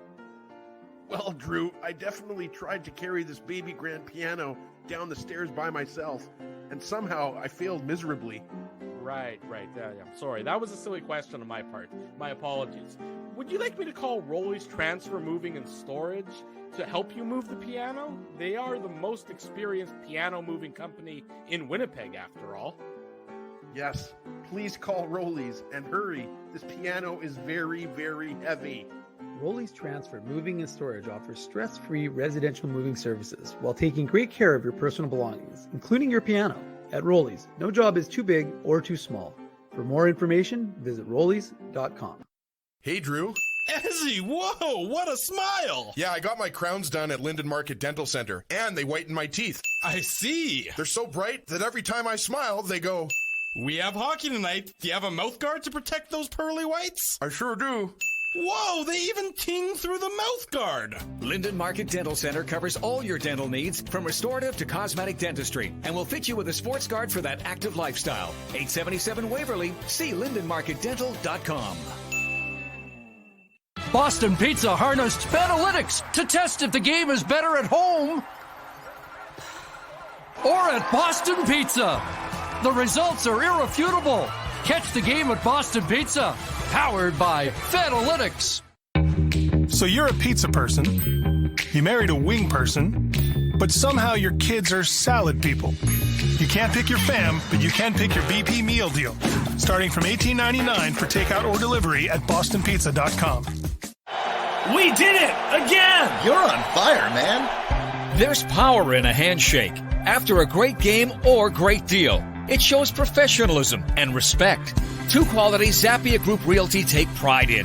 You don't build a business where 95% of your clients are referred by others without honesty, integrity, and total dedication to client satisfaction. To sell your home for more in less time, shake hands with Frank and Mauro Zappia of Zappia Group Realty. Get started at ZappiaGroup.com. Are you dreaming of your very own backyard rink this winter, but dreading the work involved? Well, stress no longer, because the Rink Guys are here to make it happen. The Rink Guys are Winnipeg's first outdoor skating rink installation and rink maintenance service. The Rink Guys offer free site evaluations and different rink construction options. Plus, they use a custom-sized liner to prevent any damage to your lawn. Lighting packages are also available to help illuminate your rink during those long, dark winter nights. To get your rink started today, visit therinkguys.com. Welcome back to the Illegal Curve Hockey Show, 10:15 Saturday morning. Post-game show coming up a little bit later on tonight, right around 5:45. Dave and Ezzy are going to drive that bus and bring you all the latest regarding the. You're on mute, Dave, so I don't know what you said. Doing all the latest on Drive the Jets bus right and the over you. Panthers. What? Say that again. We're going to drive the bus right over you. I won't even be there, so you can drive it right over me. Well, I mean, Drew, it is game 2 of the season, so you deserve a day off. Thank you, Mr. Hey, you're taking Tuesday off. It's not. Look, I have a. Laura has procured us tickets to go to a gala tonight, so apparently I'm now a gala. I Someone's know, fancy. huh? Wow. I'm a gala. Although, hold kinda on, I have guy. a question. How is Laura? I see. I was going to start this earlier, but I didn't want to derail the show. Yeah. Laura's now back in town, presumably after our Wednesday show. Why don't you when get that thought thing off your face, Drew? that those handlebars were going to be removed, but evidently Laura likes the handlebars because they are still on your face. Yeah. No, she's back in town. She's not living at the house though, so I don't think she likes the handlebars at all. But Okay. no, She's in a they're gonna hotel. Well, yeah, let's be honest. Can you blame Laura? Free mustache rides? Yeah, thank you, Ezzy. But I think she's going. I think the mustache is going to get trimmed down so that it evens up with the beard a little bit later on. So it will be a conversation that I have to have before, like I said, we head to the gala and make ourselves look all pretty and handsome later on tonight. But I know you guys will drive the post game show very well after the Jets and the Panthers. But now, Good question. Hold on. That's a good question from Spency. Before we get into the Jets over under for the 23-24 season, yeah, you better check to make sure that mustache is allowed in a gala. Like, you might have to be clean shaven, Drew. I honestly don't know if I'm allowed in the gala looking like this. I would imagine not. I mean, I don't think I belong in a gala to begin with. They might just by default ask me to leave, even if I look appropriate. But yes, a combination of all the different things will lead to, I'm sure, a very entertaining evening, nonetheless. But I will be there in spirit with you guys watching the post game. Drew will be there, Dave, wearing a ball gown. Hey, I shaved my back for some. I got to shave my back for some reason. All right, please, let's go. Over Drew, under. Let's go. Winnipeg Jets over under for this year. We do it at the start of each season. Over the last 5 years, Mark Scheifele has played 357 games and scored 159 goals, 0.44 goals per game. If he maintained the same pace, he would score 36 goals this year. Over or under Mark Scheifele scoring 37.5 goals this season? I'll start off, Dave. I'm going to go over. I think he's going to be very similar to last year, but I actually think he's going to score a few more goals. I'm predicting a 45-goal season for Mark Scheifele. Wow, so he set the career best last year, and he's going to blow that out of the water this year, is according to Mr. Ginsburg. Well, I was also going to say 45. But because he's claimed 45, I think Mark Scheifele is going to go over. That line is all offense. I really do think that the Connor is going to have a big year, and I think Mark Scheifele also have a big year. So I'm having him in the 43-44 range. There, well, look at you guys. My number was way low, and you guys just said way over. So I like it. Dave just said 43 to 44 range. Yeah. So he's going to score 42.5 goals. It's very specific range that Dave's going for. In the last 2 years, Connor Hellebuyck has started 66 and 64 games. This year, with Laurent Brossoit returning as his backup goalie, Connor Hellebuyck will start over or under 61.5 games. Under, and I don't think, Dave, it's going to be much less. Like Dave wanted to start with that one, but as he jumped in there and come on, Dave. Laurent Brossoit, he's going to play around 20 games, probably 25 games, right? It's going to be close, right? And that's why you use that number. But I'm going under. I think Scheifele. I think Hellebuyck is going to start in that 57 to 60 game range. Yeah, I'm definitely going under as well. All the talk this training camp that we've heard from head coach Rick Bowness, Connor Hellebuyck himself, and Laurent Brossoit would suggest that it's going to be a much different distribution. His former backup, David Rittich, of course, just got reassigned last week to the Ontario Reign. So, I thought you were about to say the Ontario Hockey League. Not quite. But anyways, the point is that, it's definitely an under for me. I think that they're going to try and have some, pull back, as we've talked about. No goaltenders played more minutes, faced more shots, and Connor Hellebuck became a starter in 15. And I also what's factoring that in for me as well, Dave, is that I think the Jets are going to have more points this year and be higher up in the standings. Like I have them third in the Central, and I could easily see them finishing second or first in the Central. So that's why I think Hellebuck will get some rest and Brisebois will get some more starts down the stretch. Obviously, if both guys are healthy. Yeah. Yes. Health is, of course, the overriding factor in all these questions. So let's assume, for conversation's sake, everybody is healthy. Cole Perfetti starts the season as the Jets' second line center. In his 2 full seasons as the Jets' second line center, or 1B center, if you will, Pierre-Luc Dubois had 60 and 63 points, respectively. Cole Perfetti will score over or under 50.5 points this season. I'm going to go over on that one. I don't know if he gets up to the kind of mid 60s range, but I easily see him getting into the mid 50s. And if he's going to be mid 50s, why not, high 50s, early 60s, right? So I'm going to go over. I think if Perfetti, again, health is, underline all of this, but I think if he plays close to a full 82 game season, I have him kind of in that 55 to 60 point range. Yeah, I'm with Ezzy. I mean, I guess we're drinking from the same cup today because it's. Well, you both got COVID then. Well, guys, he had 30 points in 50 games last year, right? So, 50 to 55 points isn't that ridiculous, especially considering the guy absolutely tore it up in the OHL. No, I think, and again, one of the things that we saw with him in the AHL was when he was playing center was he figures it out. He figures out where and when he can go to those hard areas, and again, he'll have that same adjustment in the NHL. But yeah, to me, Perfetti is going to be over that margin, Drew. There you go. We're throwing up some of the, you can participate in the chat and give us your overs or unders as well, and we'll throw them up on the screen. In the best season of his career thus far, Josh Morrissey had 76 points in 78 games played. Factoring in unexpected degree of regression, Josh Morrissey will have over or under 71.5 points this season. I'm going to go under for that. I mean, look, Morrissey, you mentioned it. It was the career season by far. I don't think there's going to be like a massive drop-off, but I do think there's going to be a drop-off. So I think he's going to be, I'm going to say he's going to be kind of in that 50 to 60 point range this year. Okay, so that's a fairly significant drop-off you're expecting. But Dave, that's more closer to what he's been his entire career. Yes, no question. And Dave, you were pointing to the sky, and I assume it wasn't because your ceiling was about to collapse on you. No, it's because my house is on fire. Oh, okay. Well, that's fair enough. We can accept that. And nonetheless, stay with the show, though you'll panic and leave afterwards. You think over based on your little happy dance. I mean, look, he's already got 1 point. So I mean, he's basically on pace for 82. You got to go with that logic as that it's going to carry forward. But I obviously hope it's going to be over. But I just pulled up JMO's hockey DB. He had a 40-point jump from his previous career high. Morrissey's previous career high was 37. All I'm saying is that wasn't a small jump. And again, I'm not saying perfect. I love what he's saying. He's only going to be in the 35 to 40 range. I'm saying 50 to 60 point range. That's all I'm saying. You forget that was an exponential jump. That's all I'm saying, Dave. I hope that Morrissey gets 85, 90 points. I'm just saying that I think it's going to be hard to replicate it. So that's why I kind of think it's going to be more around the 50, 60 range. Yeah, can I steal that dance at the gala tonight, by the way? Sure, absolutely. It's not copyright. It's all yours. Okay. Moving on. Last year, Kyle Connor had a shooting percentage of 11.4%, his lowest since becoming a Winnipeg Jets regular. In the 5 years previous, Connor's shooting percentage was an average of 15.52%. This season, Kyle Connor will have a shooting percentage of over or under 15.2%.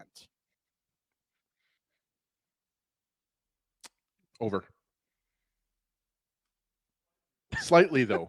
Dead air makes for great TV and radio. I'm going to say it's right around his number. That's what his shooting percentage is going to be. Thank you. That was really insightful. I appreciate that one. Dave, can you take over now? 16 or 17%. I don't think it's going to be anything crazy. Obviously, he's already got a goal in his first game. But I agree with Kenny. I think Kyle Connor is going to be very close to 50 goals again this year. Yeah, I mean it's interesting, but will his volume be significant? Like, what will his numbers look like? I'm gonna say under, but not by much. I think he'll be in the 14 to 15 range. Okay. 47, 62, and 45. The number of games played in each of the last 3 seasons for Nick Ehlers. 72, 82, 82, 62, and 71. The number of games played in each of Nikolai Ehlers' first 5 seasons. Nikolai Ehlers will play over or under 65.5 games this season. Oh boy, that's really the hardest hitting question, isn't it? And the craziest thing about the last 3 years, guys, is it's been all different injuries. It's not like Nick Ehlers keeps getting injured in the same area, right? Like, he's had incredibly bad luck. So I'm going to go over. I think he's going to play 78 games. So he's healthy. That's as he's saying, he's healthy. He's going to be healthy. I think the neck spasms, were obviously a concern, but I think Ehlers is going to be over that. And I'm mainly saying that because the Jets need him to be healthy for an entire season. So I'm going to go over. Well, we don't like it. We can't be the show that jinxes folks, Drew. We got to be careful in that regard. But I'm going to go over because I think Nikolai Ehlers got it out of the way with his training camp situation. So I could see him playing. I mean, I'm not saying he'll never have to deal with anything, but maybe nothing of significance. So you're going to go in that 72 to 75 range. Last year, 9 different players suited up on defense for the Winnipeg Jets. This year, the Jets will play over or under 9.5 different defensemen throughout the course of the season. That's a good question because Ville Heinola is injured, right? So that changes it. If Ville Heinola was healthy, you might see a bit of a rotation there, right? 9. 9.5. I'm going to go over because I do think there's going to be a move depending on where the Jets are at close to the trade deadline. I'm expecting there to be a move, especially with Scheifele and Hellebuck signing those contract extensions. We know that the Jets are going to be a buyer as opposed to possibly being a seller, I guess. So I'm going to go over. You're going to see Ville Heinola later in the season. I think you're going to see Declan Chisholm come into the lineup. Kyle Capobianco, maybe he gets a little bit of time. I don't know if he necessarily plays as many games as he did last year, but I'm going to go over. I think they'll probably use 10 or 11 defensemen this year. Yeah, Dave? You've got 6 already. You know they're going to use Chisholm and Stanley at some point. That's 8. As he's right, Heinola's in for 9. And are they going to call someone? Oh, it's a tough number, Drew. That's why we give you that's why we let you do it. It's I'm going to say under. The defense actually held up. Drew's the quiz master, Dave. Yeah, the defense has held up relatively well. So I'm going to go under on that one. Drew's a master of his own domain. Yes, depth scoring has been a frequent issue for the Winnipeg Jets. Last year, of players that were in the Jets' bottom 6 of forwards, the Jets received a total of 58 goals. This year, from players who are ostensibly in the Jets' bottom 6 of forwards, the team will receive over or under 65.5 goals. Ostensibly, good word. I think it's going to be over just because the depth is improved, right? Like, you've got Morgan Barron, Dave, on the 4th line. I think Morgan Barron should be on the 3rd line and Appleton should be on the 4th line. That's a different conversation. I would agree with that. I like Barron better with Lowry and Iafallo on the 3rd. And then with Rasmus Kupari and Nemesnikov currently on the 4th line with Barron. I mean, that's just an improvement over players like Kevin Stenlund and Saku Manalainen offensively, because Stenlund and Manalainen were good defensive players. But I'm going to go over in the bottom 6. I think they're going to be probably around 65 to 70 goals. Sorry, go ahead. Okay, go ahead. No, I mean, I'm of the inclination to go over as well. Okay, one last question, then we're going to bring in Frankie Corrado from TSN. After joining the Jets last season, Vlad Nemesnikov and Nino Niederreiter combined for 23 points in 42 games played. Total games played. This year, Nemesnikov and Niederreiter will combine for over or under 66.5 points. 66.65 points. 66.5. Yeah. I didn't add another decimal point. Oh yeah, no, it's all good. And obviously everyone knows that the reason why those games were so low last year is because both of those guys were acquired prior to the trade deadline. Right. Just reminding everybody that's why they didn't play a full season or close to a full season with the Jets. I'm going to go over. I kind of have Nemesnikov in that, 25 to 35 point range. I mean, if he plays on the 4th line, it's definitely going to be closer to 25. And then Niederreiter, look, Niederreiter has been a consistent player over his career. He's usually kind of 40 to 45 points.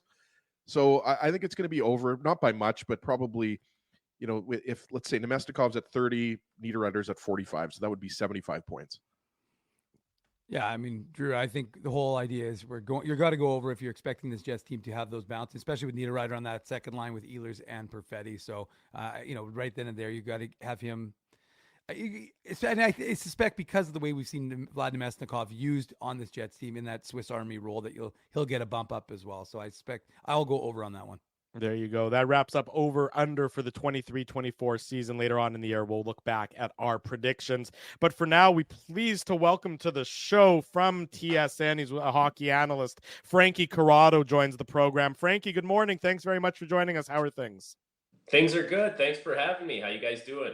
We're doing fine and dandy, Frankie. We're talking about. We're not doing as well as Drew, Frank, because Drew's going to a gala dinner tonight that he just told everybody about. So we're doing well, but obviously Drew's rolling in a much more highfalutin crowd. Yeah, no kidding. And I bet, you know what, if he didn't pay for the tickets, that's even better. Yeah, now I like where you're thinking, Frankie. It's exactly right. But my wife was the one who decided to pony up the scratch for this one, so I'm just there as arm candy. I mean, you would think she'd be able to get some better arm candy, but nonetheless, she was willing to take me with her, which I appreciated. Obviously, Frankie decided we welcome you to the program, talk about the Winnipeg Jets a little bit, talk about the league as a whole as the first couple games of the season are underway. What I want to start with, I mean, you know this better than anyone, having with your NHL experience and everything else. When a team goes from being a top-heavy team, where they're really being driven by one line or two lines, versus a team that then becomes sort of a team that relies more on depth and has increased depth throughout the lineup, how does that change sort of the perception, within the dressing room? I'm fascinated by that, because here in Winnipeg, the Jets have always been sort of a team with a strong top six and then a weak bottom six. And this year, you can see that it was an emphasis to get more depth within the forward group. How does that dynamic change maybe a dressing room? Hey, I mean, listen, it's pretty obvious that the personnel has a lot to do with that. And it's almost like the guys that are, in the bottom of the lineup or the middle of the lineup, you almost need to see them take a little more ownership in the team.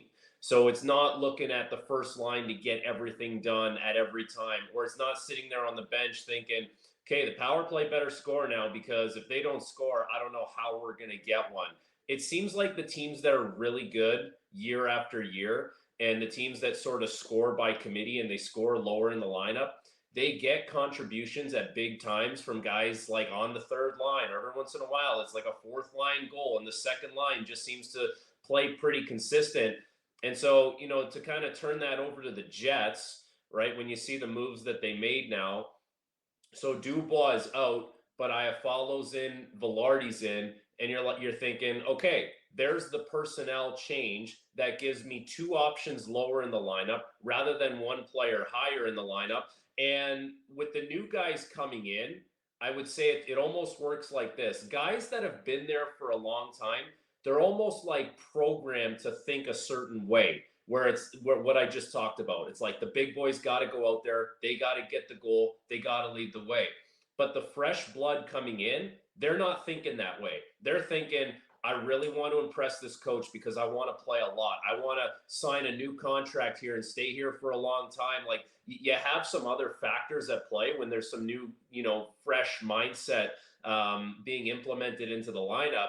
And I think it's very appropriate for where this Jets team is at, to score by committee and have contributions lower in the lineup. And with the young guys coming in, it's like, I want to be a big part of this team, regardless of whether I'm on the third line or what my role really is. Frank, we obviously want to get, back into Scheifele and Hellebuyck, but wanted to ask you about the defense, because obviously you played defense in the NHL, and, there's been a lot of credit there, at least in Winnipeg, amongst Jets fans. And I guess, us, we were a little bit surprised that there weren't any moves on the back end. Not that the Jets top six defensemen or below average or anything like that, but just based on the fact that at times that was the Achilles heel of this team. And specifically, I wanted to ask you about, this, what comes up a lot here in Winnipeg is this issue of the Jets having too many undersized defensemen, which, by the way, I don't agree with, right? You're 6 feet, which is kind of average height for an NHL defenseman. But when you look at some of the teams that have been successful in the NHL playoffs, like, whether it's Vegas or St. Louis with guys 6'3", 6'4", that's been a criticism with guys like Neil Pionk and Nate Schmidt, who aren't the biggest guys. And a lot of people are, and here in Winnipeg at least, are clamoring for some bigger defensemen. And we should mention Brendan Dillon's a big boy. Logan Stanley's a big boy when he's in the lineup. He's a very big boy. What is exactly? But what is your kind of thought on that? Because I think it's pretty ridiculous that a lot of people talk about that. Because first off, Morrissey and Pionk, I mean, they're 6 feet. It's not like they're, you know what I mean? Like that to me is not. It's not exactly small, or 5'11", whatever it is. I'm 5'9", so I mean, if I'm complaining about guys' heights. You got a big heart, though. I got a big heart. Thank you. Yeah. But what? I'm sure his doctor calls it an enlarged heart, not a big heart. Yeah, a baboon heart. But Frank, what? I'm sure you've heard that too. That's been a bit of a knock on the Jets that they've got too many undersized defensemen, especially on the right side there with Pionk. Yeah, you know what? It's funny. We did a little exercise on SportsCenter a little while back where my producers asked, can you, like, if you were going to play all 7 of the Canadian teams, pick out one weakness or the biggest weakness for all 7 of those Canadian teams. When I got to the Jets, I was thinking about it. Like, they still have offense. They can score goals. They're deeper up front than they probably were last year. And where the weakness lies is on defense. But what exactly is it? You can't just say it's defense, right? And I looked at it and I said, well, Josh Morrissey's an elite puck mover. And I said, after that, I think there's a little difficulty as far as moving the puck out of their zone. And when that happens, then you get into a situation now where guys that are somewhat smaller, like you mentioned, like not somewhat smaller, but average, like average sized, they get hemmed in.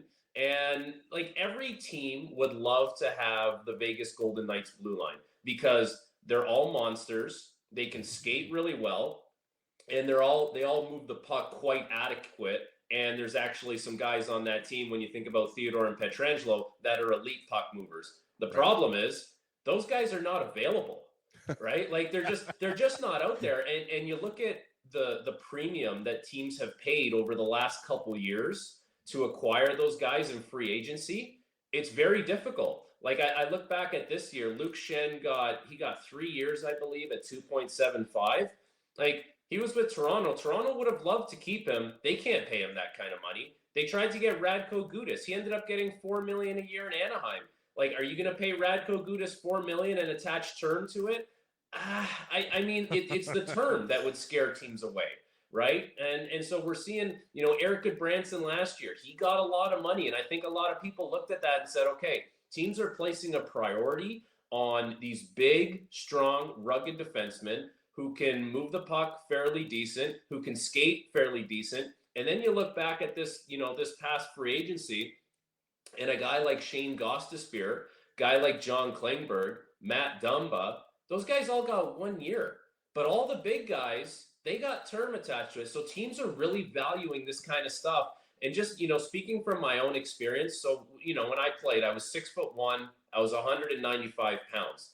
I was a guy that I thought did everything fairly decently, but nothing great. If I could go back in time and pick one thing that I could do really, really well, it would be like being really strong in my own zone, because I know like I could really carve something out and just have a little bit of a niche that way.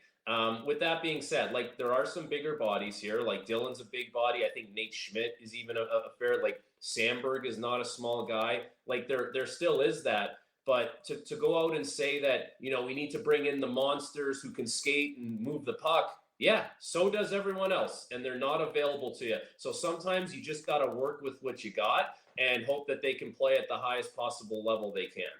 TSN hockey analyst Frankie Corrado is our guest Saturday morning. You're listening to the Illegal Curve Hockey Show. Reminder, later on tonight, just before 6 o'clock or thereabouts, the Illegal Curve postgame show following the Jets and the Florida Panthers.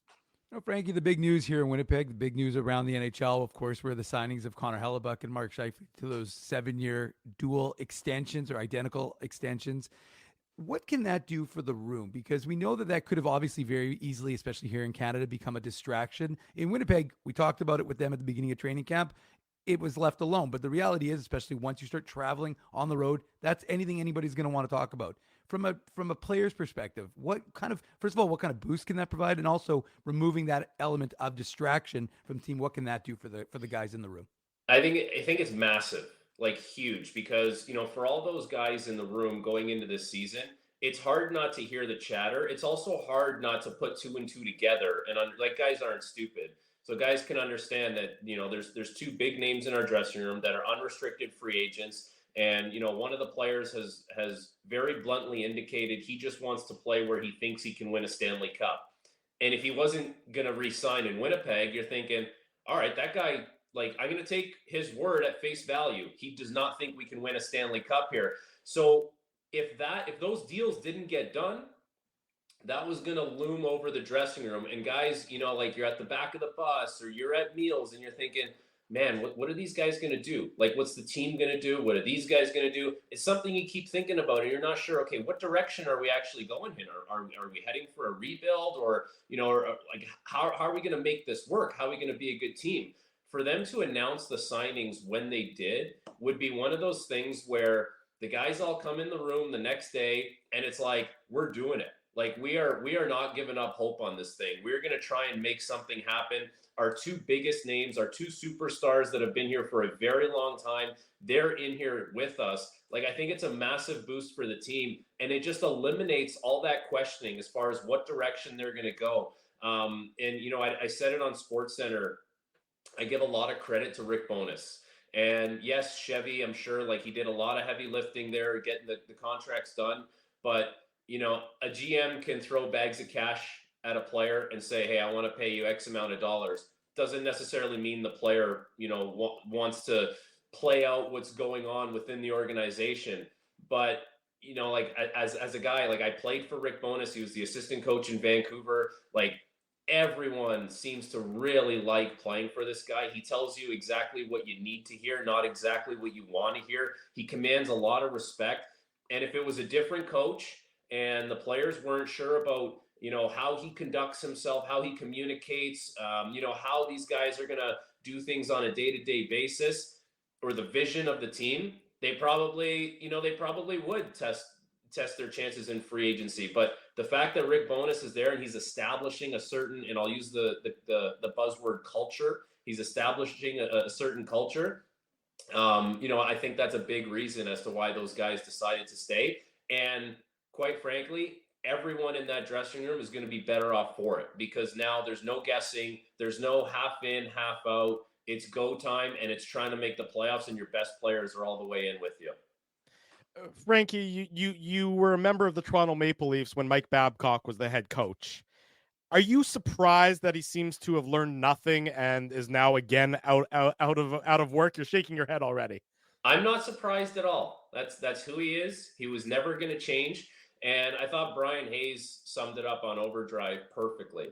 And, so he gets fired. There's no repenting on everything that he did over the years. He got every last dime from the Toronto Maple Leafs and had a verbal commitment that he was going to sign with the Columbus Blue Jackets before that last paycheck from MLSE even cleared. This guy faced no consequences for any of his actions. And quite honestly, the stuff you hear about, that's just the tip of the iceberg. There's so many more things that'll never come to the surface because guys just don't want to deal with, all the spotlight that comes with it.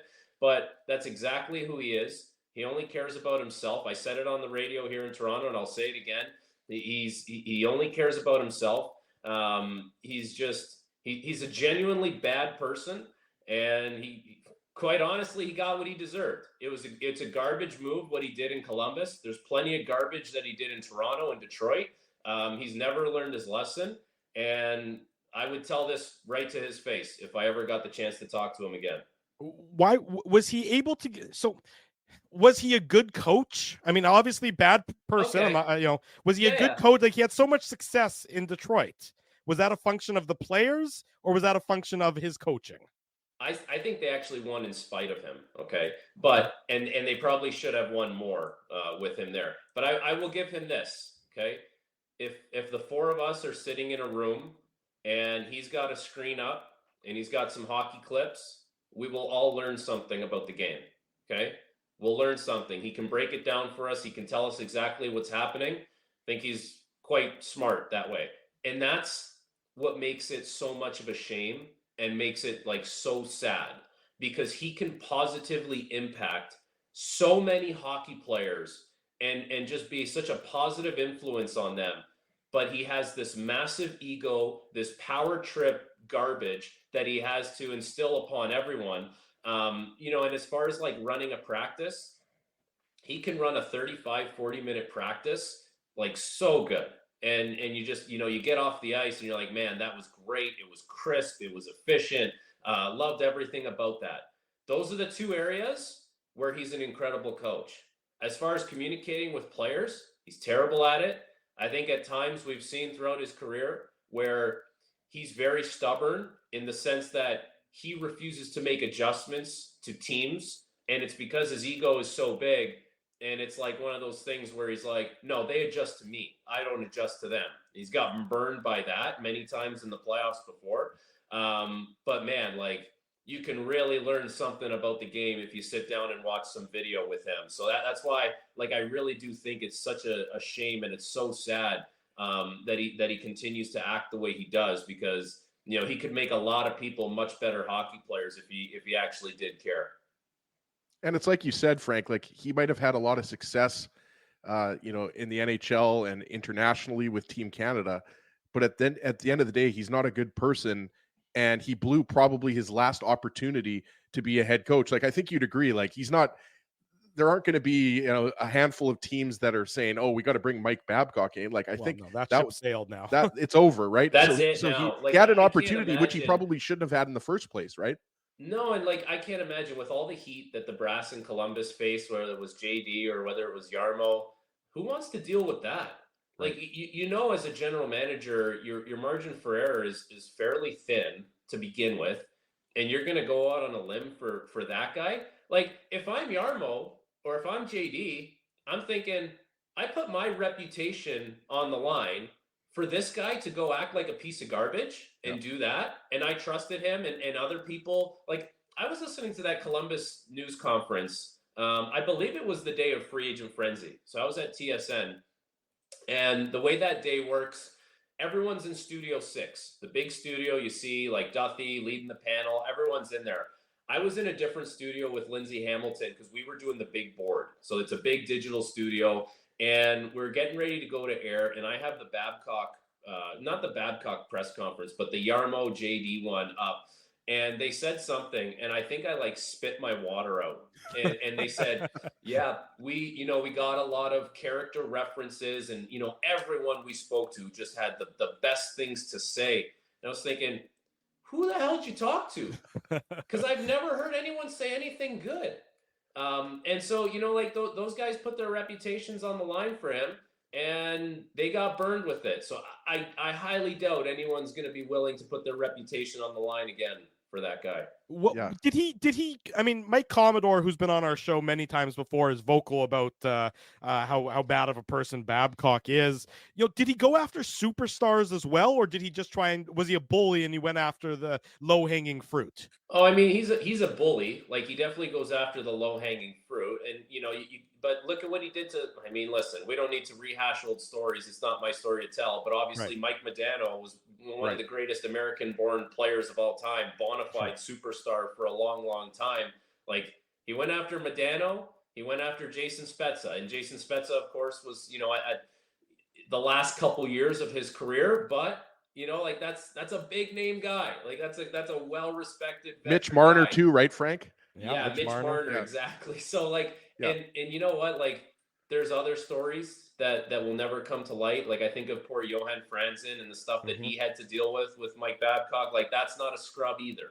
So, he did it to star players. He did it to guys that had no power on the team. He just, I don't know why, but for some reason, he really enjoyed the intimidation and the bullying. And the thing that really rubbed me the wrong way, and I've explained this in the past, and I'll say it on your show, he won't tell you a straight up answer face to face. And people like to equate him with old school hockey, and it's not old school. because I played for John Tortorella, who's as old school as it gets. And Torts will come right up to your face and tell you you're playing like garbage and you're taking a nap on the ice. But he'll come right up to your face if you make a good play, and he'll tell you that was an unbelievable play and great job. And you see Torts, like I saw Torts when I was playing for Pittsburgh. I saw him when I was playing for Toronto.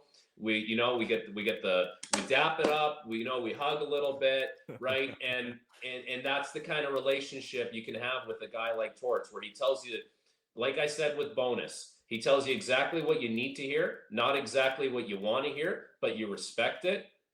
Babs would never do that. He wants to give you some roundabout way or excuse, or not give you the time of day. Quite honestly, it's quite cowardly. And that's the thing that rubs people the wrong way. Old school is not a problem. Demanding is not a problem. But bullying and intimidation, that is a problem. And that's, that was what he was doing. And we'll get away from Babcock. It kind of turned into the Mike Babcock show there, Frank. But you guys got me going. You guys, We love your answers. It's just, we got to get away from Mike Babcock because let's be honest, none of us are fans of his.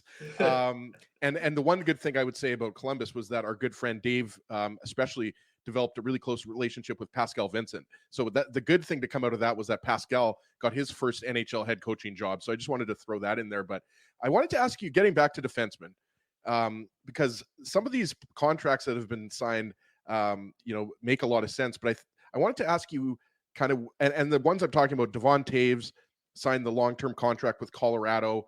Owen Power also recently signed his long-term contract. And that was, preceded by Rasmus Dahlin, who obviously got the big $11 million a year contract.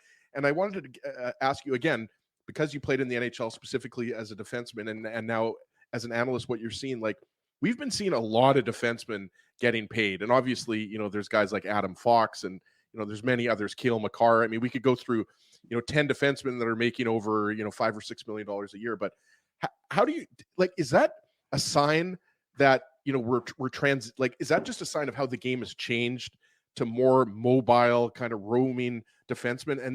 And when you have these type of defensemen, obviously more so for Owen Power and Rasmus Dahlin than Devon Toews, who is more of a defensive defenseman. But is that just a sign for you how the game has changed over the last 3 or 4 years, that when you have that kind of stud dominant defenseman, I mean, you got to pay those guys the same amount, if not more, than your best forwards? Yeah, it's funny. So I was having this conversation with someone yesterday. And so the Devon Toews contract comes through, and I'm looking at the price, and I'm like, it's a pretty good price, right? Like I would pay that guy that, I think it was 7.25, something like that. Like I would pay him that any day of the week. And we were talking about, these contracts that defensemen are getting.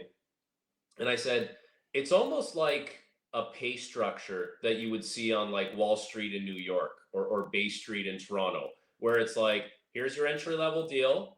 You do good, you hit your numbers and, all that kind of stuff. And here's your second pay grade bump. And then here's your third pay grade bump, right? It just seems like, well, first of all, I think it has to do with inventory. Take a look at the UFAs every year. It just seems like the guys that are very coveted are just not available. So when you hit a home run and you draft a guy, or you hit a home run and you trade for an RFA like Devon Toews was, Colorado essentially stole him, and they do well with your team, I think the first thing that comes to mind is lock this guy up long term. Let's not take any chances, right? Like we just saw with Jake Sanderson as well, where he was going to be an RFA, but if you know what you got and you want it there for a long time, you don't need to start playing this cat and mouse game where it's like, okay, we're going to bridge you, or we're going to try and squeeze you. Then we're going to do, it's like, listen, man, you want to play that game, go look at what's out there. And no offense to the guys that are out there that hit the UFA market, but they're not game changers. They're depth pieces, right? Like, so Justin Hall is a player I'm very familiar with from my time in Toronto, right? He's a third pair guy, probably a pretty good third pair guy. Makes $3.4 million out there. But that's not Devon Toews. That's not Jake Sanderson. It's not Pietrangelo. It's not Theodore, right? You know what I'm saying? Like we're seeing the lack of high-end elite defensemen hit the open market. And you can try and make those trades, But any team that thinks they have a chance at winning, they're not giving up a number one defenseman. It's just not happening. So really what needs to happen now is you need to draft well. You need to hope the player develops. And obviously the team plays a part in developing that player. And don't play the cat and mouse game. Like Shane Pinto right now in Ottawa, like I'm not going to call it a cat and mouse thing. The money should have been there for him. But you play with fire and you're going to get burned. So, you almost go about it and say like, okay, here's your fair market value. We'll maybe give you a little bit more just to reward you, but you're staying here and you're staying for 8 years. And we're not even thinking about getting rid of you. And it's one of those things where there's just not a lot of high-end talent available on a year-to-year basis. Frankie, one of the things we do here is not only do we cover the Winnipeg Jets, we also cover the Manitoba Moose. And one of the focuses this year is on all the Jets prospects, a lot of top prospects who are in the AHL this year developing. And I was talking to Colin Delia, who just got reassigned recently, and he talked about developing players in a winning culture. So from your perspective, as a guy who played in the NHL and the AHL, how important is that winning culture in addition to developing to give those guys that opportunity to jump to that next level? I actually think that's such a good point. And, I think a lot of people look at the AHL and the prospect pools and say, don't have any old guys on the team. No vets, all 20 years old. Play them 20, 25 minutes a night. We need to develop the guys. And I disagree with that. I think there still needs to be some semblance of we're trying to win. You need to earn your ice. And because I went through it with Utica when I was in the AHL, and that was Vancouver's farm team at the time. I was 21 years old, my second year in the league. And we had a good team. And I don't know if it was designed to be a good team, but man, we were a good team. And Travis Green was the head coach. And Nolan Baumgartner was the assistant. And Paul Gerard, rest in peace, was the other assistant coach. I love Paulie. But we had a good team. And it dawned on me that year the importance of the games we were playing and the importance of the moments that we had to manage, where it wasn't just about going for a skate and going through some pylons at practice and, like people so-called what you would think is development. Development is developing, managing the clock, managing the game, managing your expectations as a player, managing the puck, all that kind of stuff. It can't just be a free-for-all. So for us playing on a good team that year, I think a lot of players benefited from that mentally because it was like, okay, not only are we developing, but we're learning how important it is to win, play like winners, act like winners. We ended up going all the way to the Calder Cup finals that year. We lost in 5 games, I believe, to the Manchester Monarchs, who were LA's farm team. And that LA team, like those players, a lot of them are still playing. Like Kempe is still playing. Nick Dowd is still playing. So I think both teams, yes, there was an emphasis on development, but there was also an emphasis on winning and the habits and everything that goes with that. And I think that's really important to strike a balance between the two. I'm not saying you have to have a whole team of 30-year-olds in the AHL, but you can't just have a team of 20-year-olds going out there getting their faces pounded in every single night, turning the puck over 14 times at the blue line because in the sake of development. Like development is all encompassing. You're developing skill, but you're developing the habits that are needed in order to win at the NHL level. Ultimately, like when they tell you the NHL is a win now league, you develop those habits in the AHL. Frankie Corrado, TSN hockey analyst. Frankie, you made a grave error this morning. This is your first appearance on our program, and you came and you did such a damn good job. We're going to keep bothering you to come back again and again and again. And unfortunately, that's now your lot in life, is being a regular here on this program. That's how good of a job you did. No problem at all. And I'm actually doing a bunch of Jets panels this year, so I'm looking forward to that. We'll be covering the team quite closely. Well, you're doing it. I think I speak for all of us. You're doing an awesome job on TSN. We love watching your analysis. And if you're willing to come on again, then we're absolutely would love to have you on again. Anytime. Thank you. Thank you, Frankie. Frankie Corrado, TSN hockey analyst. A pleasure this morning here on the Illegal Curve Hockey Show. Take care. There he goes. Frankie goes. We go to break one last time, then we come back and wrap up with some final thoughts. We're heading into overtime here on the Illegal Curve. Into overtime. Welcome back to the Illegal Curve Hockey Show. Drew Mandel, Dave Minuk, Ezra Ginsburg. You guys want to watch the Jeffrey Veal fight? Is that what you're saying? You want me to pull that up? Okay, Old time hockey, baby. Maybe while you're doing that, pull it up. Hang on a second. 1 second. Yeah, we go. Hang on, I gotta mute it. I gotta move it. Put on your antlers. It's time for the Minuk Moose Minute on the Illegal Curve Hockey Show.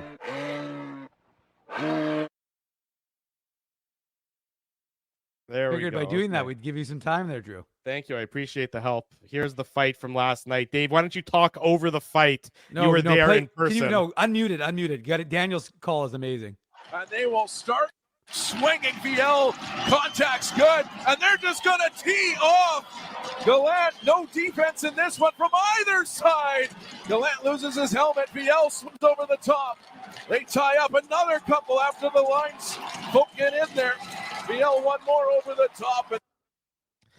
It was a hell of a fight. I mean, it really was. Like, how many punches were thrown there, Dave? Like, honestly, there might have been 50 to 60 punches thrown there. I think more than in every other fight in the NHL last year combined is what that was. That was fight straight chucking. That fight was insane. And, those guys were almost teammates. They both played in the San Jose organization. Gallant is a tough guy. He is. VL is pretty tough as well, but that was an old school 1980s. That looked like Bob Probert, Ty Domi. They have history? I have no idea. I'd have to look. I wasn't certain, but I just was, and it was crazy because the Moose You could easily find that on Hockey Fights, Drew. Well, yeah. I mean, I'm sure. No, it was unbelievable. I mean, the Moose were up. Nikita Chibrikov, the 2021 second rounder. I will do a quick Moose minute. Scored his first goal, kind of a blooper. We've got them all featured, of course, on the website and on IC Dave. And so he scored from center ice on the reigning back-to-back goalie of the year, Dustin Wolf. That was a very weird goal. Very unusual. It was like that was also like a blooper, right? Like, oh yeah, it was completely random. And obviously Dustin Wolf is a guy that many think is the best goaltender in the AHL, right? I might be one of those people, but that was a weird one. No, it was a weird goal to give Chibrikov his first goal on his first AHL shot, and then of course Brad Lambert scored a beauty on the power play to make it a 2-0 game, and then the fight between all downhill Gallant from there. Gallant no, actually it didn't. They actually had a phenomenal first period. They outshot him 13-5 on the scoreboard. It was all downhill. Drew, you're not the Moose insider, okay? Just let Dave go here. Anyways, it was just I'll go quick, but the Moose had a 2-0 lead, and the tilt. Sometimes those tilts can give the team that's down a little bit of a gas, but the Moose were clearly had their foot on the gas the entire first period. And then, of course, Calgary, who were a 106-point team last year, they've lost some of their players who have graduated, but they're still a very good hockey team. In fact, the guy who scored the goal, the nemesis of Tyrell Bauer, Adam Klapka, got the game-winning goal early in the third period to give him a 3-2 lead, and then they got another one to make it 4-2. So that was the end of that game, and they'll have a rematch tomorrow. Maybe we'll talk a little bit more about it tonight, but I just wanted to get that fight in because that fight was absolutely insane. It was a good chucking of knuckles, no question about it. Later on tonight, the Illegal Curve post-game show, 5:45, give or take a couple minutes. Is that tonight, though, or is that this afternoon? I would say that it's the afternoon. This evening. How about this evening? Late this afternoon, early this evening? Can you give me that? The evening does not start until 6 o'clock. Okay, fine. Late this afternoon, early this evening is what I'm going with. Final Even though at the Ginsburg home, we used to eat dinner very early. John Ginsburg, God bless him, Dad. I hope you're watching right now. We had early dinners at the Ginsburg home. It was always like 5 o'clock to 5:05. Actually, Richie, who we're going to celebrate his 40th birthday next week. Thanks for organizing your party on a Jets game day, by the way. Right in the middle of the Jets post-game show, Richie. I'm obviously joking. But Rich always used to make fun of us because we would have early dinners. Because let's be honest, like some families have dinners at 7, 8 o'clock. So, but in the Ginsburg home, it was always 5 o'clock sharp.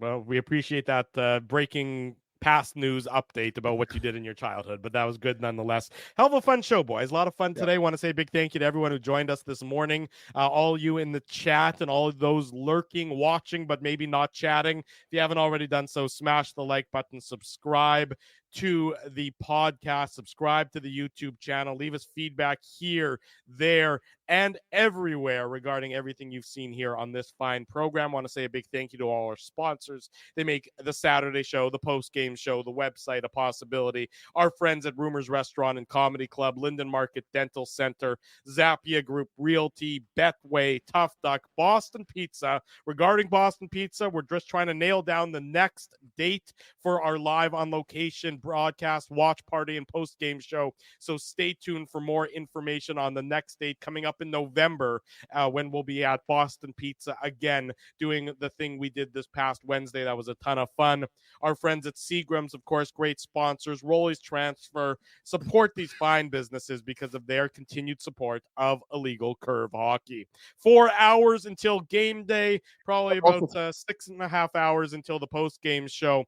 Be sure to keep it locked on illegalcurve.com and all of our social medias between now and then, and we'll see you later on this afternoon or this evening for the post-game show after the Jets and the Florida Panthers. Enjoy the gala tonight, Thank Drew. you. I will enjoy the gala. For Dave Minuk, for Ezra Ginsburg, I'm your host, Drew Mindell. If it's Saturday, it's the Illegal Curve Hockey Show. Thanks for listening to this broadcast from Illegal Curve Hockey.